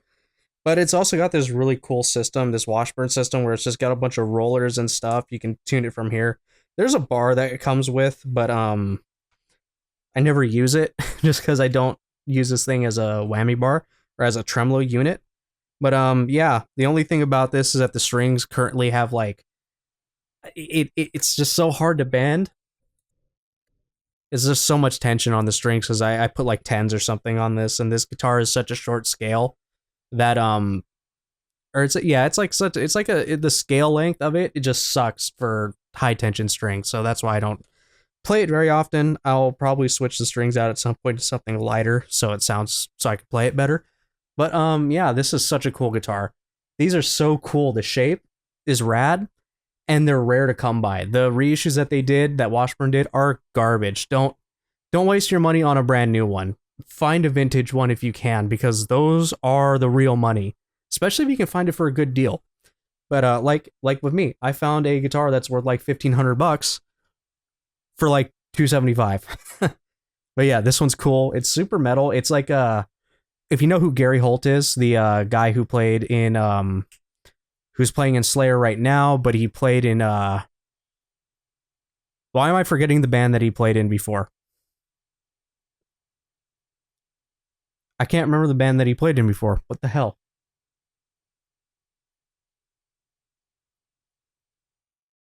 I really can't. I can't remember. Fucking call me out on that, because I can't remember the band's name right now. It's like on the tip of my tongue. But Gary Holt is the guitar player, and yeah, he has his own signature ESP that looks similar, except it's a single cut. But this guitar is very in that line, and it's super cool looking. So yeah, the Washburn A20V.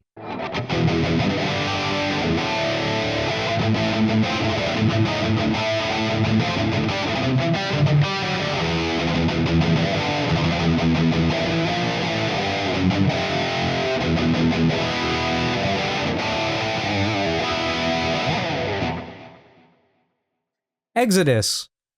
That's who I was trying to remember. The Gary Holt plays for Exodus. I don't know why I remember it now, but I do. But anyway, this one isn't related to Gary Holt or Exodus, but this is another PV. This is the only other PV that I have that's playable right now. Behind those guitars are a bunch of guitar bodies and necks that are project guitars I need to actually put the fuck together, because a lot of them are really cool and they're just sitting back there doing absolutely nothing. But two of them are PVs. But this guitar right here is really cool. It's a Horizon, or it's a Horizon Milestone. It's like 85, 84, 86. It's in that era. I can't. Yeah, it's like 85. But what's cool about these guitars is, one, look at this pink. This is such a cool ass pink color. I love pink guitars, by the way. That's why I own so goddamn many of them. But what we have here is a really cool system. So these pickups are pretty high output. They're like 12 ohms.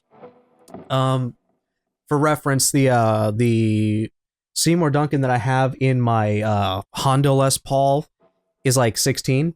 So it's not that far off. But what's cool about this is that when you turn these halfway,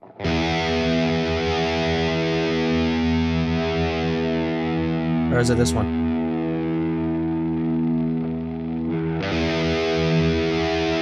Yeah, it's this one. Okay. So when you turn these knobs, when you turn them halfway, they're in humbucker mode. If you turn them all the way, they become single coil, so it splits the coil.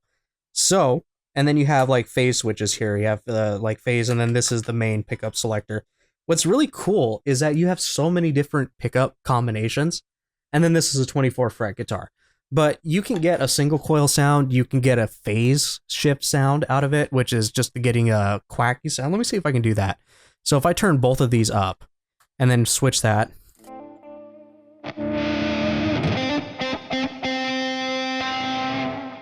Here it is.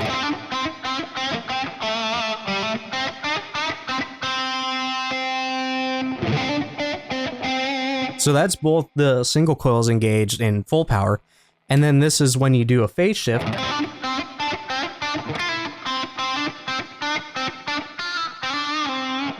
So you get kind of a quacky sound. It sounds better when it's in an actual clean.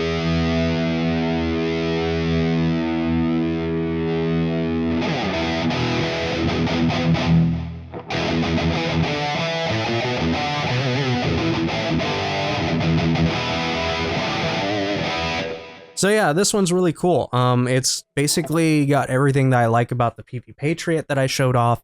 It's just that it's got 2 pickups instead of 1, 24 frets, and it's got this really awesome hardware system. It's got this pickup system that I think is really cool, and it's a shame nobody does this kind of crap anymore without it being like custom features. This was offered on a standard normal guitar.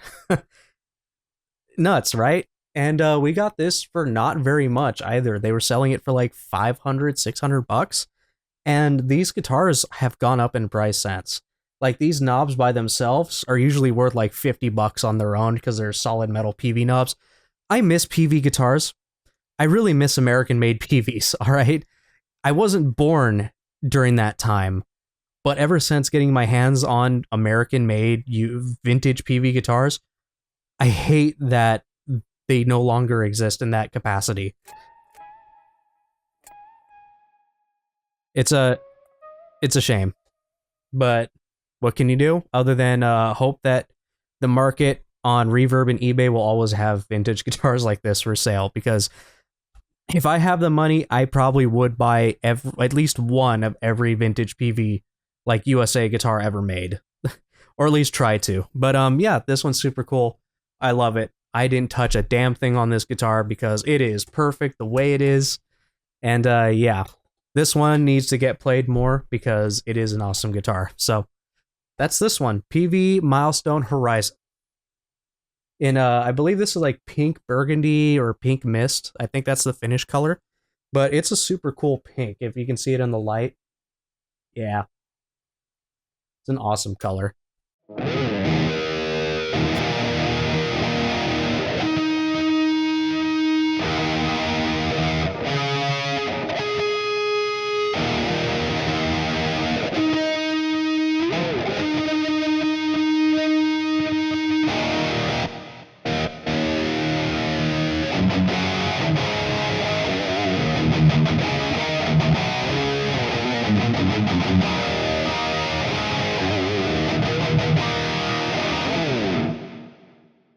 All right, so this one is the Yamaha AES 808, and this is another Yamaha guitar, which has a really cool story. So this one has an actual Bigsby on it, and then it's got DiMarzio humbuckers in P90 form.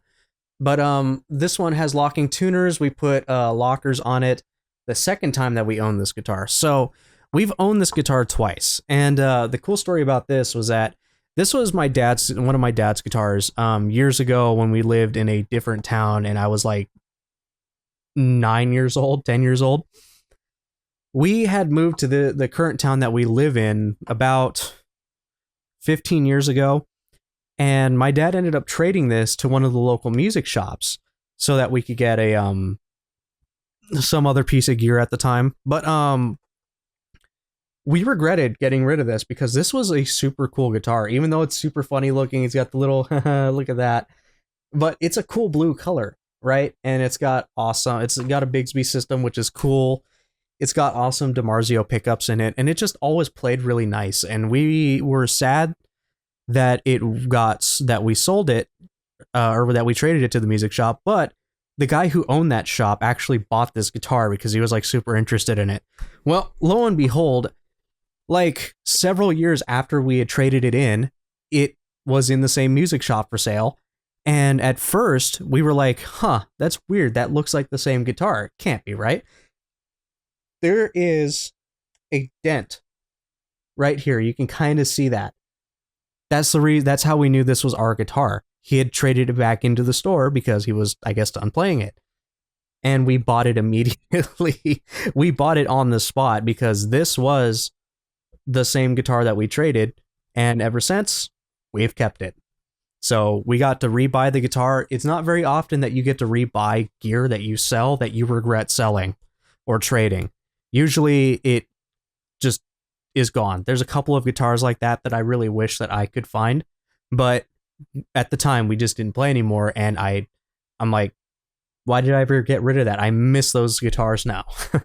But this was one of them, and I'm super happy that we got it back. It was so cool. We put locking tuners on it as soon as we got it back, you know, and it just sounds cool. It's such a killer guitar.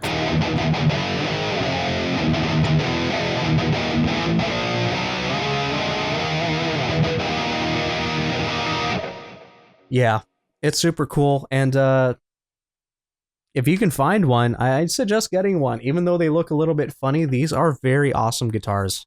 They come in a bunch of different variations aside from this. This was apparently one of the rare ones, so that's why it was even hard. I never found one of these, one like this, ever again.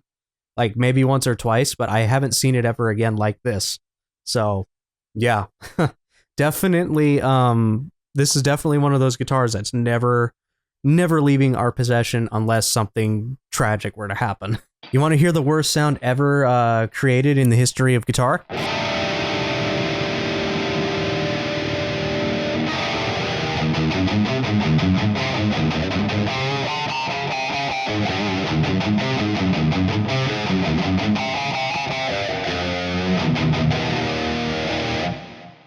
This was in some weird tuning, and I just left it because I never bothered, and then it just fell out of tune. So I don't even remember what it's supposed to be tuned to. But this guitar is one of the. It's just like more of a collector's item than anything else, than an actual player guitar.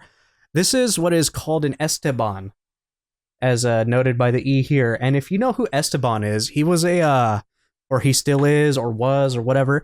He was this guitar guy who used to sell on, you know, the Midnight Channel infomercial thing. I forget what, I think they're just called infomercials. He used to sell these plastic acoustic guitars that were honestly pretty fucking garbage. But these guitars are actually really cool. So they have the kind of single cut look, right? But this is a Fender setup.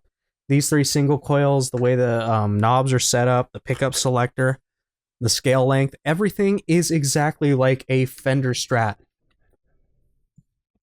So that means that, like, this...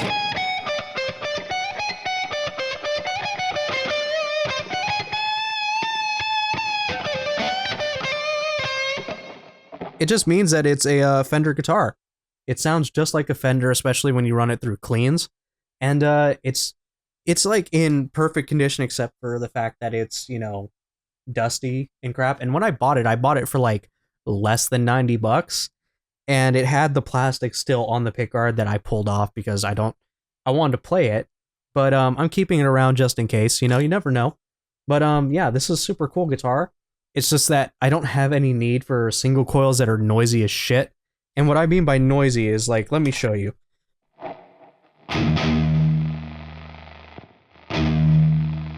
Single coils pick up a lot of radio interference, a lot of EMI, electromagnetic interference. That's what EMI is. So it picks up a lot of interference with this. This is why I like humbuckers, because they cancel that out for the most part. You can still get some interference from those, but don't really have a need for single coil pickups, especially like true single coils when I play mostly in distortion. But cool guitar nonetheless. This one's going to be a real quickie just because, as you can tell, I don't have strings on it right now. I need to restring this. I was just doing some work on it a while ago and never got around to finishing it. But this is a, what is it? An RG8004 from Ibanez. This is an 8-string guitar. And it was my first 8-string, actually. It has this red burst. I put the gear sticker on there. There's an Asus logo and stuff on that. I replaced the pickups on this thing. The knobs on here go to 11, which is the coolest thing. And I put roller pickup or roller saddles on it so that it'll be easier to bend this guitar, because the action is quite it's quite hard. That's why I decided to do some upgrades on it. The other thing too is that this isn't what it normally comes with. This is I'll put what the brand is called that does this, but basically these are vinyl stickers that go over your fretboard, and they protect your fretboard, but you can also make them look like stuff. So I made it look like a red flame maple, just because from a distance you're not really going to notice it, but up close you can tell it's kind of fake. but it just protects the fretboard and just makes it look cooler. I think it fits the guitar better. So just wanted to show off the 8-string. Eventually I will get this working, so then you'll be able to hear it then. All right, and next we have this, which is a BC Rich Warlock, but the thing about this that makes it cool is that this is an acrylic guitar. So this is acrylic glass, the headstock is acrylic glass, and then this is wood.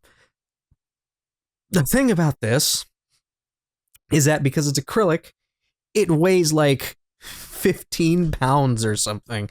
This is a heavy fucking guitar.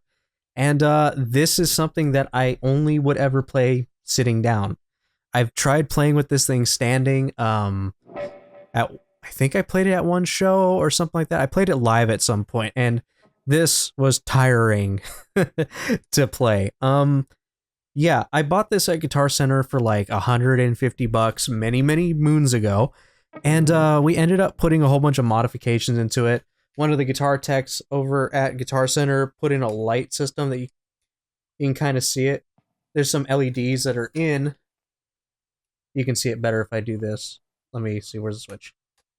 Yeah, they need to be a little bit brighter, but yeah, there's some LEDs in here. Doesn't really do much for the guitar, but I switched the pickups out for DiMarzios. We have an X2N and a deactivator. This is new. I got it restrung so that I could play it in lower tunings better. And I put in a new bridge and a new tailpiece. It's got a cool little bat thing. You saw this on my Faust video when I played the Alone Infection.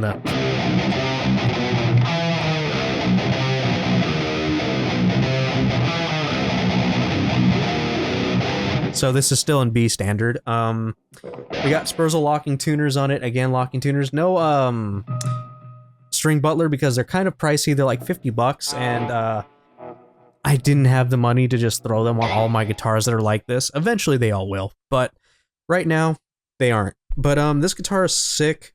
It's heavy. It looks like something, as somebody put in the comments, something that the Doom Slayer would probably have hanging in his man cave. And I agree with that. This is a cool guitar. One of the other things I did too was that the fretboard is stained. It used to be a lighter rosewood color, and then I took some ebony stain. I sanded the wood down here, and then I stained it, rubbed it down, sanded it a little bit, and so it just looks like it looks shinier. It looks a little bit better than it did when I first got it, but this guitar is so nice.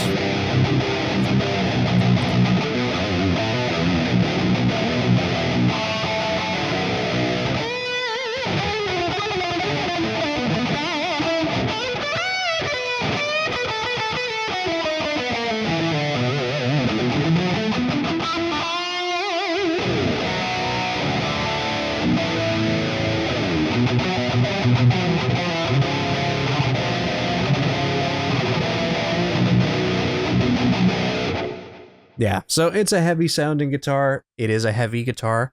And yeah, it sounds super sick. It's very cool looking. This is probably one of my favorite guitars to own. I also put the red knobs on here just so that it looks, you know, so that it kind of matches the whole aesthetic. It used to have black knobs, but yeah, that's pretty much it for this one. This one is super cool, and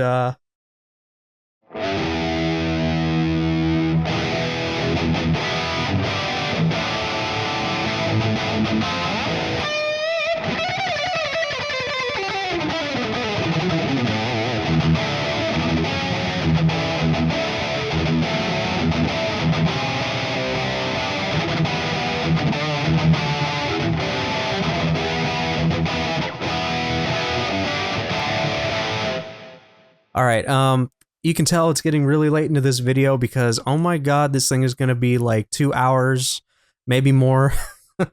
But either way, this is the next guitar. This is another Switch Vibracell. It's the same kind as the one that I showed you earlier. There we go. Something is up with this output jack. But so this is kind of the same. It's a different color, obviously. It's a green burst. It's got this pick guard on it. It has a black perloid one. But the cool thing about this one is that I bought this from another YouTuber who I learned a lot of my guitar stuff from, my guitar, like, things that most people get wrong kind of stuff, and it's a guy named Scott Grove. I bought this from him on eBay when he had it listed. I remember seeing the original video for this, and I bought this guitar off of him when I saw it listed. I posted in that video that I was going to buy that guitar if it ever went for sale, and that video is the reason why I have that other Switch Vibracell, the orange, red, black one. And I ended up buying this one from him, and it sat unplayed for a little while because I just didn't know what I was going to do to it until I decided what I was going to do to it. So first thing I did was I put locking tuners on it so that it's just, you know, stays in tune better. But the other thing that I did was I switched the bridge pickup out for a new Seymour Duncan mini Screamin' Demon, a little Screamin' Demon, whatever it is. It's the George Lynch signature pickup. George Lynch is the guitar player for Dokken. He has a signature humbucker called the Screamin' Demon, and this is like the mini single coil sized humbucker version of it. And this one is about a 12k ohm output. It's pretty much exactly what I want for, you know, it's right. I love 8k, I love 12k and 16k ohm pickups, but 12k is like that kind of sweet spot between PAF and just high output ceramic. And it just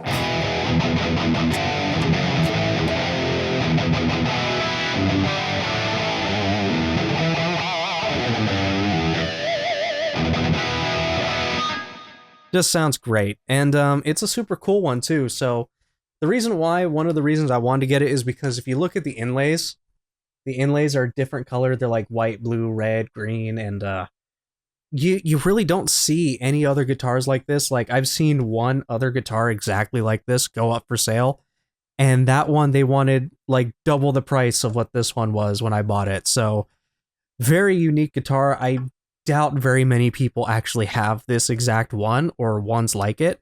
So yeah.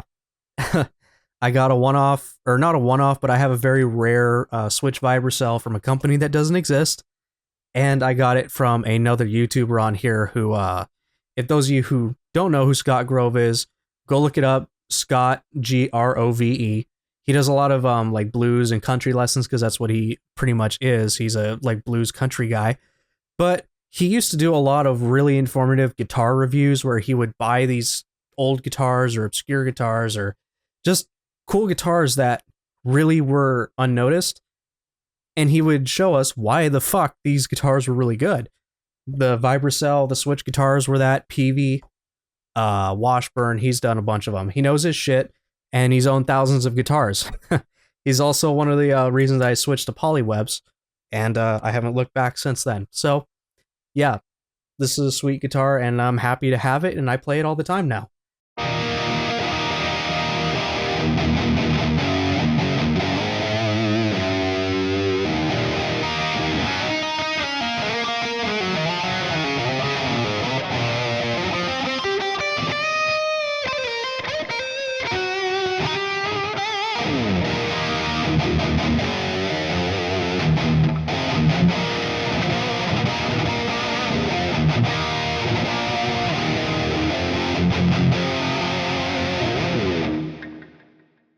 All right, so here's the next one that we have. This is a Harley Benton SC, what is it, SC700? SC550 Deluxe.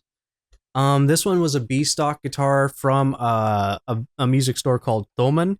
They're operated out in Germany, and this is kind of like their in-house brand of cheap, affordable guitars. This is called Harley Benton. And this one was a B-stock. They had it for really cheap, and this was kind of like I bought this as a gift for my dad on Father's Day, and then I bought like the parts for it, and he paid for the setup and everything. We kind of put it together as a project guitar. So we did a bunch of mods to it. First, I put a roller bridge like I do on almost every one of my guitars I can afford to get one on. And then these two pickups are custom made are custom made bare knuckle Miracle Man pickups. So Miracle Man's kind of supposed to be based off of they're supposed to kind of sound like they're really hot output pickups that you would hear off the Miracle Man, the No Rest for the Wicked album by Ozzy, which is why they're called the Miracle Man. So you know the shit.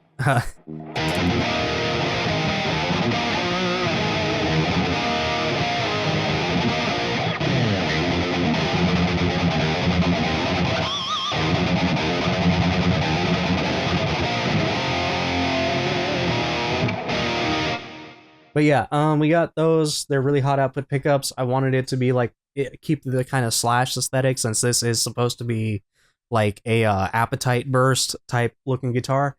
And we put some vintage locking tuners on it. We put some locking tuners on it so that it would, stay in tune. No string butler, because this is vintage hole spacing, and I didn't want to Dremel, or I didn't want to drill out the holes so that I could put modern, looking tuners in it and then put a string butler, and the string butler doesn't work on vintage ones. I don't have the adapter for it, but still stays in tune pretty well. It sounds great.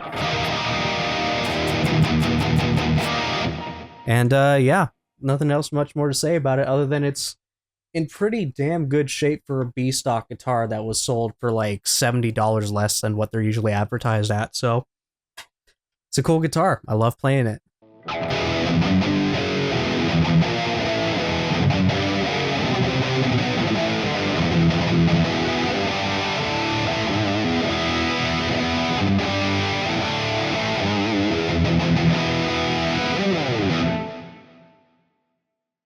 So this one right here is a what is this? This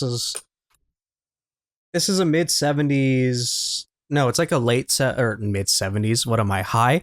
This is a late 80s Yamaha RGX guitar. This is in a green burst. You saw this in the Emerald Weapon video. Not a whole lot was done to this guitar. I switched out the original bridge pickup because it just wasn't my thing. My hair's getting in the way. For an older deactivator, or not, a D-Sonic DiMarzio pickup, and it looks like a John Petrucci, like one of his original signature pickups. That's kind of what it was based off of. I changed this knob out for a gold speed knob, and that's about it. This thing plays really nice. It was one of those guitars where it had some dings in the black, so I took a Sharpie and just kind of like colored in some of the spots where it was messed up, but it's got a nice smooth neck.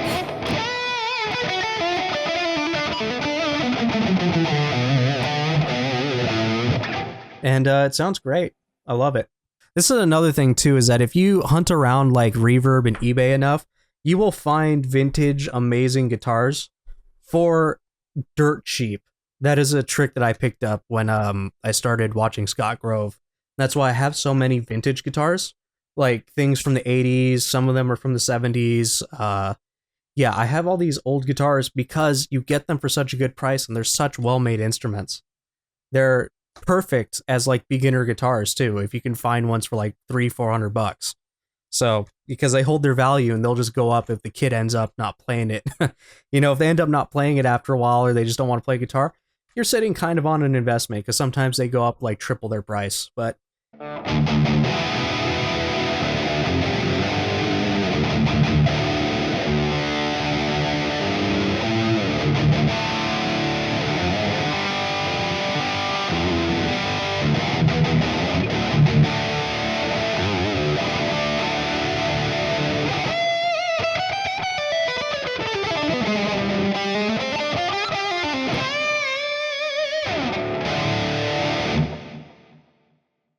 okay, so this next one here is a Gibson Gothic Les Paul. Now, the Gibson Gothic line was a line of like studio guitars, studio Les Pauls or whatever that, and like SGs and stuff. They did a whole bunch of different guitars with them. They have this symbol here, which is the crescent moon and the star. I can't remember what it's called at the moment, but this is why this means it's a Gothic Les Paul. It also has a picture of I believe it is Orville Gibson. I think that's the creator of Gibson guitars. They have a picture of him on the back of the headstock for whatever reason. But this one is modded. Usually it's just all black. Black hardware, black knobs, black pickguard, black pickups, black everything. But with this one, I wanted it to be gold and black, because gold and black is like a really nice color combination. So I got an actual like aluminum gold pickguard. This is a DiMarzio Super Distortion that's gold. And then this is what's called a Babic system. This is just a really heavy piece of duty metal. Like it's just one solid bridge type thing. It's supposed to help with sustain. I don't know. But yeah, I got a gold selector. and then I put gold tuning keys up here on black tuners. And yeah, I made this gold and black. And for those of you, if any of you listen to Little V Mills here on YouTube, who does guitar covers and metal covers of video game stuff, he has played one of these in the past. I believe it was like his dad's or something like that. But he's had one of these on his channel in the past, and that was kind of around the time when I wanted to get one, as I used to see him playing it, and I thought it was a cool fucking guitar. It's just a straight all black guitar is super cool. So yeah, that's what this guitar is, and it sounds awesome and killer. This is one of those where I just didn't have the foresight to buy a string butler for it, but it will eventually get one down the line, and when it does, this thing will stay in better tune. It stays in good enough tune already, but string butler will make it be even more stable, because those things are amazing. But on to the next guitar.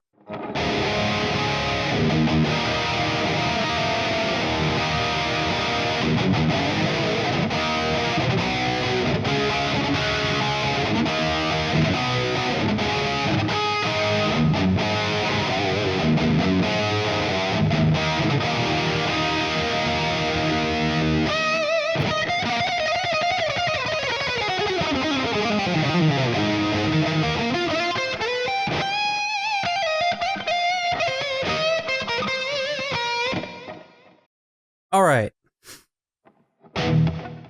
So, yeah, this guitar right here. This is a Yamaha Pacifica 1221, I believe. Yep, Pacifica 1221.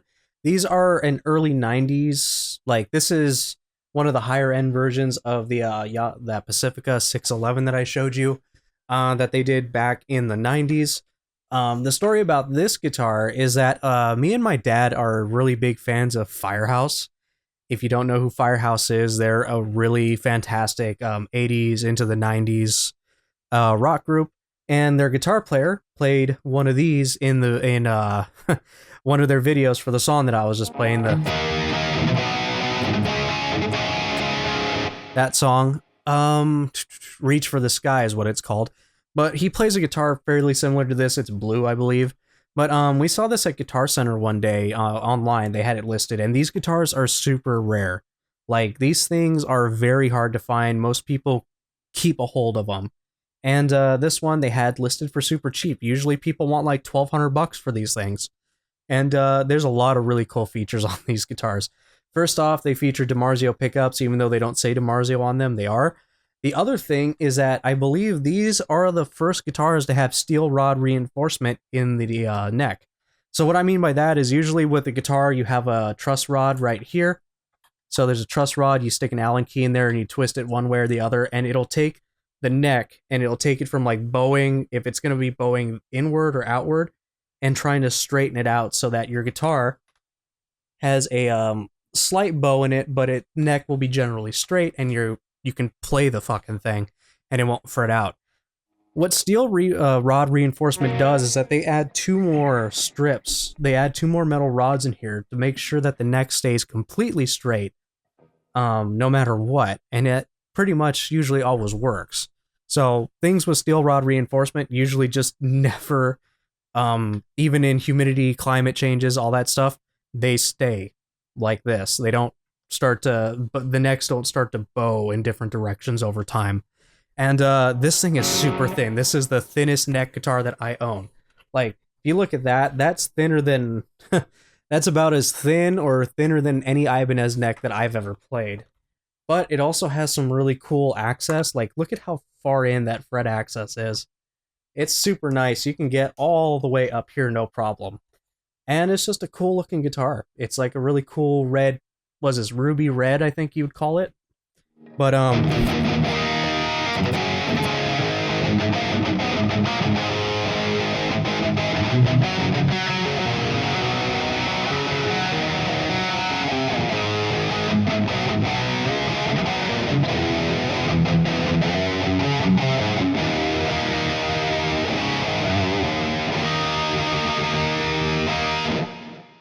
But yeah, no, this is, I believe, this is the last Yamaha.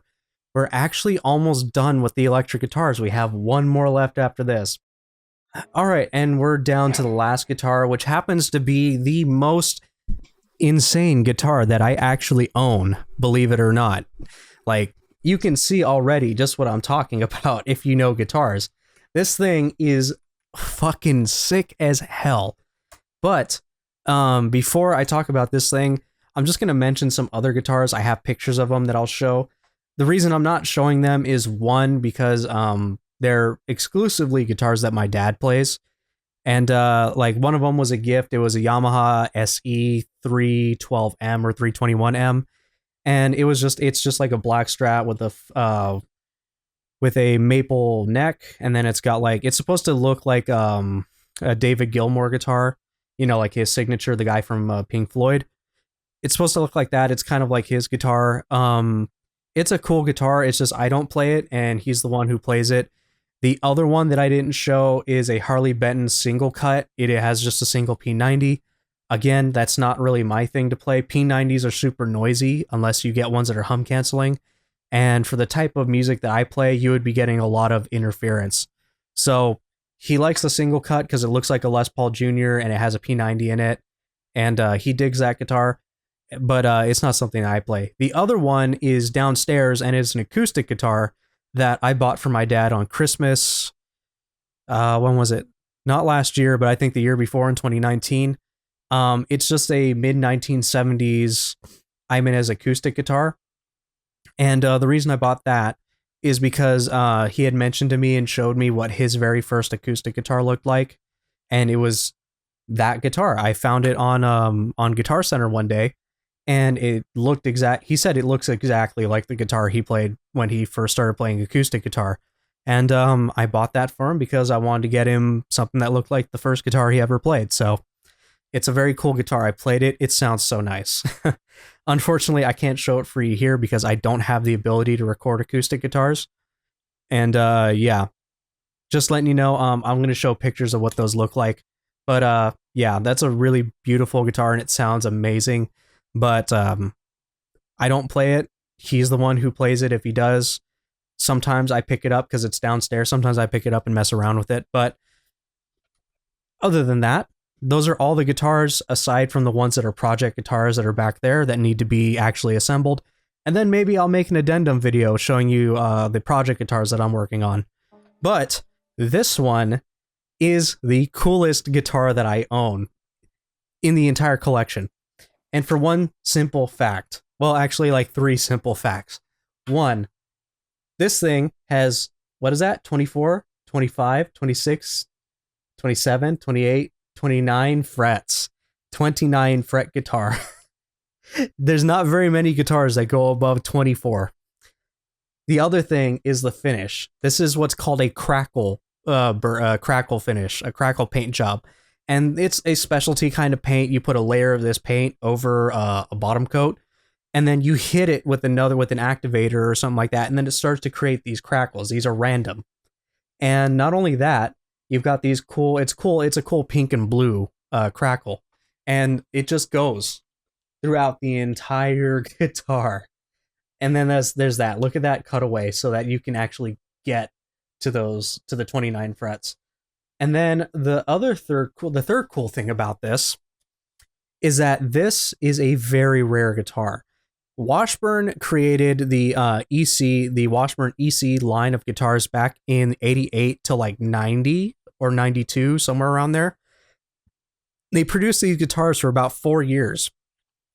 And there's a bunch of conflicting numbers, but the Washburn luthiers that worked there at the time say they probably made about 1,000 to 3,000 of these guitars.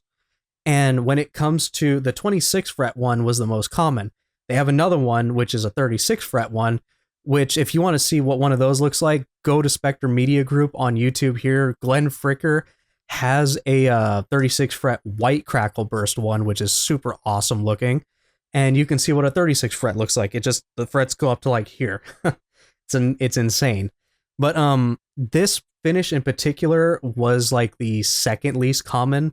I think there was a red one, there was this one, and then there was the white crackle. White crackle one is the most rare, but the EC29, I believe they only made between 500 and 1,000 units of this guitar, and I found this at Guitar Center in San Francisco. It was dirty and messed up for $150. They thought this was like just trash. That's like, oh, just fucking throw it there for $100, $150. Somebody will buy it. And luckily, I know my stuff. So when I saw it, I knew immediately that this was worth something. There's a couple of chips and stuff in the original hardware. The original pickup like boost thing didn't work. So I gutted all that out and I put in lay sensor hot gold, pickups. And this is what it sounds like. If it wants to. There we go.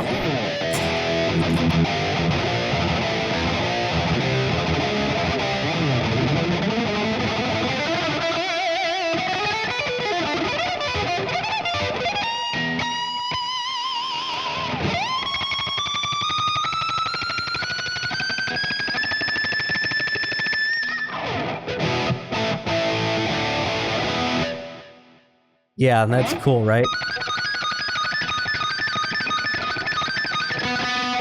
You don't get any sustain out of those frets, but like it's such a cool novelty having this high, having 29 frets on your guitar. And yeah, so this is the craziest guitar that I own, and it's one of the coolest guitars. Let's be honest, crackle is so 80s, it hurts, and I love it. But yeah, I love playing this. This guitar was used on my old ass cover of Blue Water Blue Sky back when I just started recording and trying to mix and do all that stuff.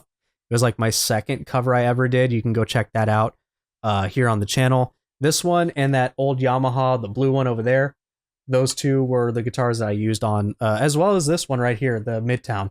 Those three guitars are the ones that I used on that song. So yeah, let's go on and take a look at the acoustics now.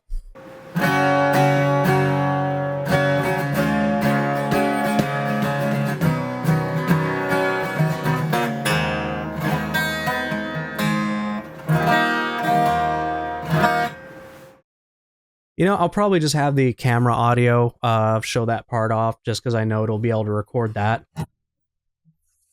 But so this is a Guild 12 string. This was actually a guitar that my dad bought because we both like 12 strings, but we never like bought one until we went to Guitar Center and they had this thing for like $250, $300.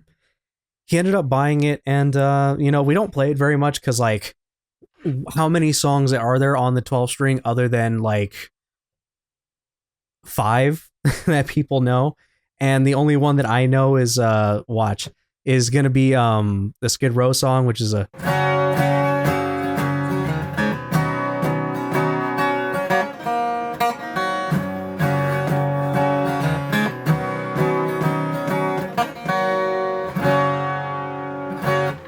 right.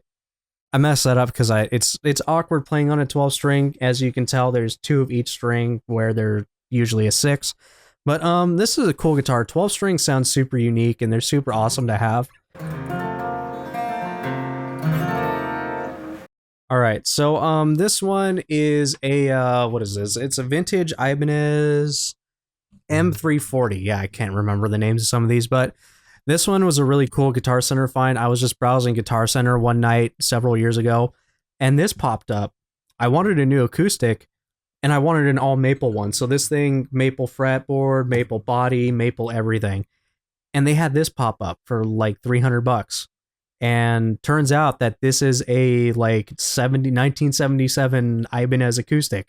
So this thing is almost 20 years older than I am. And it's so cool. It just sounds so bright. It sounds really nice. And you can tell whoever owned it before played this shit out of it because there's pitting. This is pitting in the fretboard from where this guy played a lot of chords. So it sounds awesome. It looks awesome. It's got abalone inlays. Look at that. And it's all maple. Look at that. Beautiful flame on the back as well. But yeah, it's super cool, and this is almost like what my dad's guitar is, except it's not all maple. It's just like sunburst or tobacco burst and rosewood fretboard, but almost fairly similar. But this also plays beautifully and it sounds nice. So yeah, that's this one, and we only have one more acoustic to go. All right, so this last one doesn't really get much play, but this is a Mitchell guitar.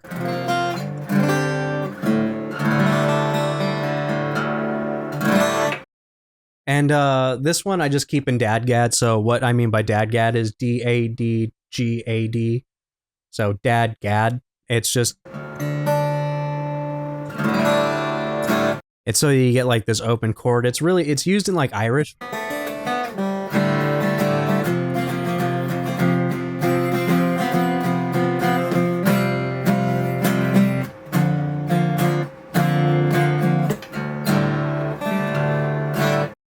It's DADGAD is used in like Irish folk music, like newer Irish folk music, but not much play out of this guitar. This is really only just for weird tunings. If I ever want to put stuff into weird tunings, then I put this guitar into it. I put it in open tunings and whatnot. So this is just one of those guitars. Yeah, we did mod it with locking tuners on an acoustic, and it is acoustic electric, so I can actually plug in and play it, but don't really have a good clean tone for it. But yeah, this is it for the acoustics, and all we have left are bass guitars, so let's quickly go over those.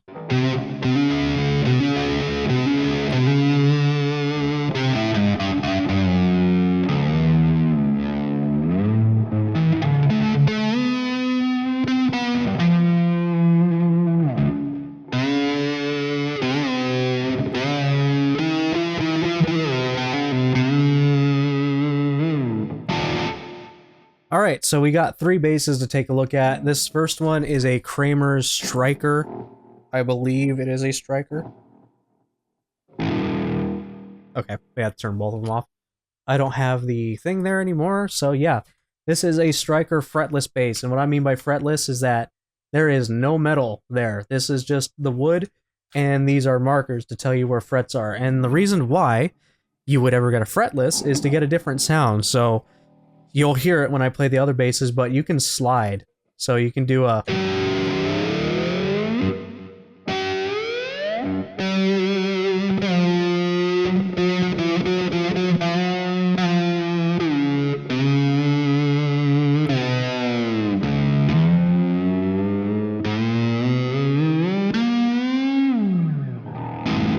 I haven't practiced bass in a while, but fretless bass is a little bit more difficult. This is actually the first bass I ever started on. I started on fretless for whatever godforsaken reason. It's because I really love how fretless bass sounds. If you listen to like Jaco Pastorius, like if you ever listen to like people who play fretless, it's just an amazing sound. The bassist for Obscura plays a fretless. Yeah, there's like, I think the bassist in Death used to play fretless. But yeah, I just love the fret. I love the wah. Right? You get that vibration, you get like this wah sound, and it just sounds so sick. But yeah, I got this for a birthday many years ago as my first bass guitar. And yeah, ever since then, I've kept it. It's super cool. 2 pickups. It's got the same controls. It's this candy apple red finish. And yeah, this is very cool. It's got a brass nut up here. So the nut is made out of metal instead of like bone or plastic or something.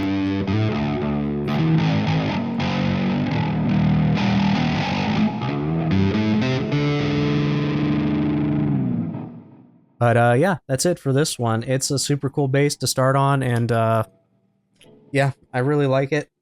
I used to use this a lot in covers that I did back in the day. I did use this bass pretty much exclusively.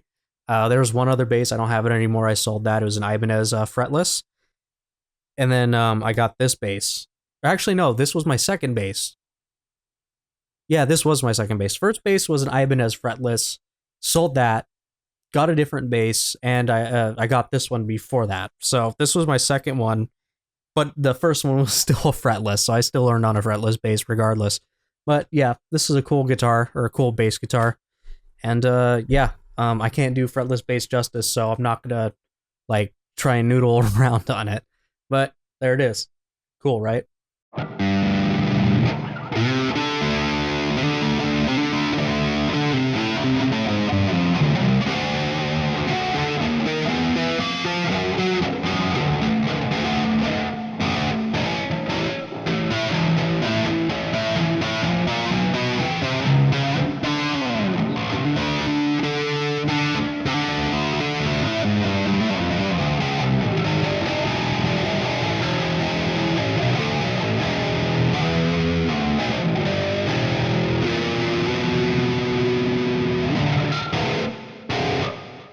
All right, and so this is the third bass that I ever owned.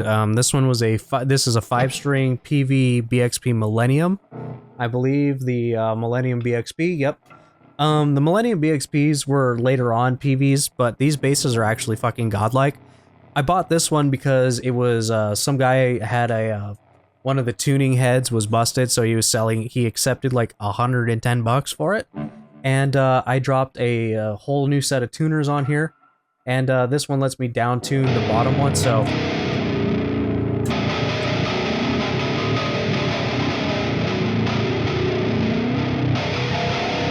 It's a D-tuner, basically. And this one I played on some covers for a little bit. But yeah, this was my main bass for a little while, just because it sounds great. It's got two jazz pickups, I think they are. But yeah, I changed out the knobs on here to these cool like purple and black ones. But yeah, very cool find for the price. So yeah, I'm very happy with it. But we are going to get to the last one, which is actually my main bass, the one that I used on a few covers so far. I got this is the newest bass that I own.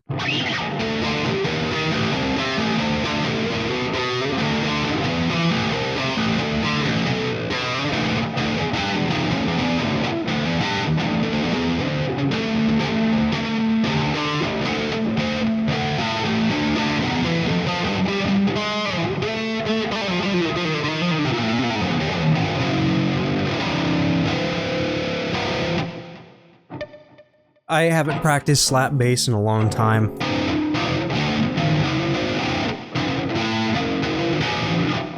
And also I'm on like super distortion, so it's probably not going to sound that great to begin with. But this is the last bass that I purchased, and this is a LTD AP4. What's really awesome about this bass is that it's got it's Felon blue color. It's super cool. It's got the P bass, the P jazz bass pickup setup, which is a pickup setup I really like. It's what Geezer Butler uses, as well as I think Steve Harris from Iron Maiden. They use this as well. I changed this out. This is the only thing I've changed out, is I put new knobs on there with abalone inlays on them. And yeah, this has been my main bass since like October of last year, so it's only been on a few videos, but this is the one that I break out when I want to when I need bass and I'm gonna lay down some bass. I've put it on like 4 or 5 songs at this point, which is more than, you know, the other basses I've gotten.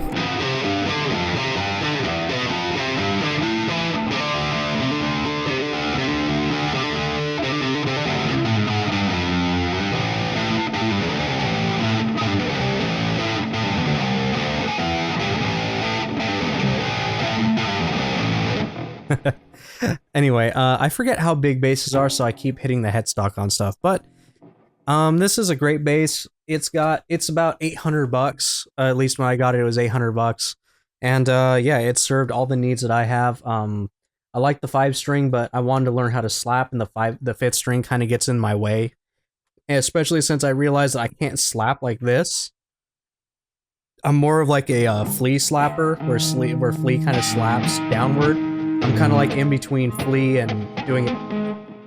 Oh shit, doing it upwards. So yeah, I'm more of a downward slap guy.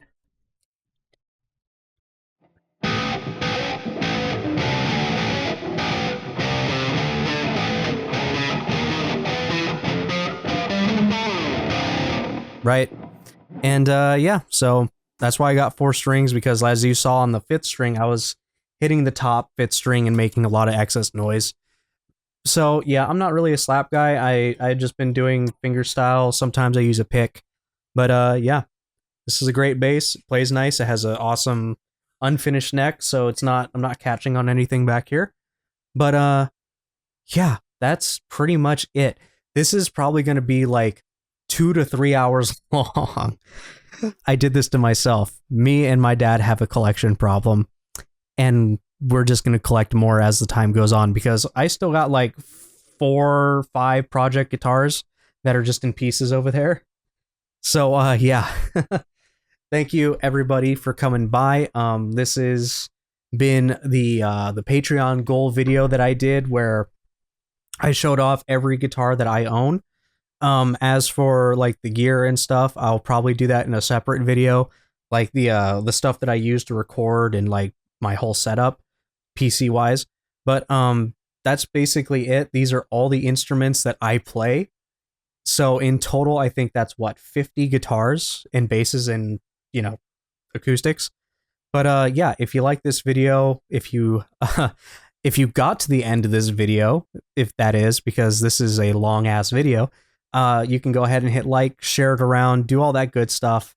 If you want to become a backer on Patreon, the link will be down below. It's not necessary, but if you want to like request songs for me to react to, or the higher up you go, the more stuff you get to request from me, I will do those and do it in a video.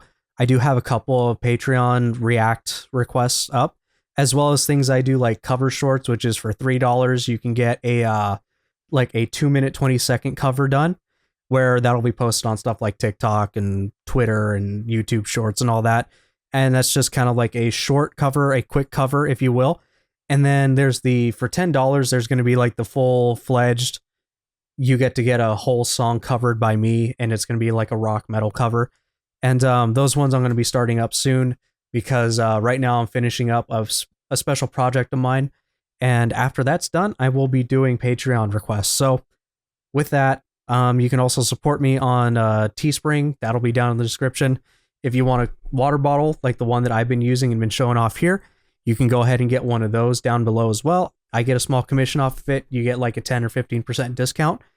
And yeah, other than that, subscribe, share, do all that good stuff. And yeah, I'm Dan.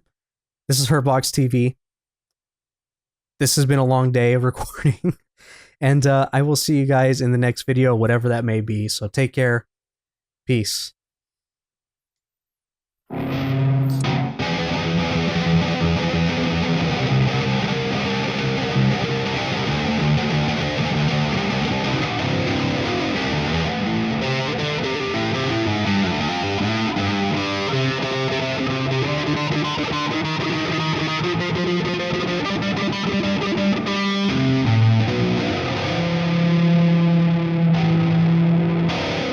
I'm not a bass player.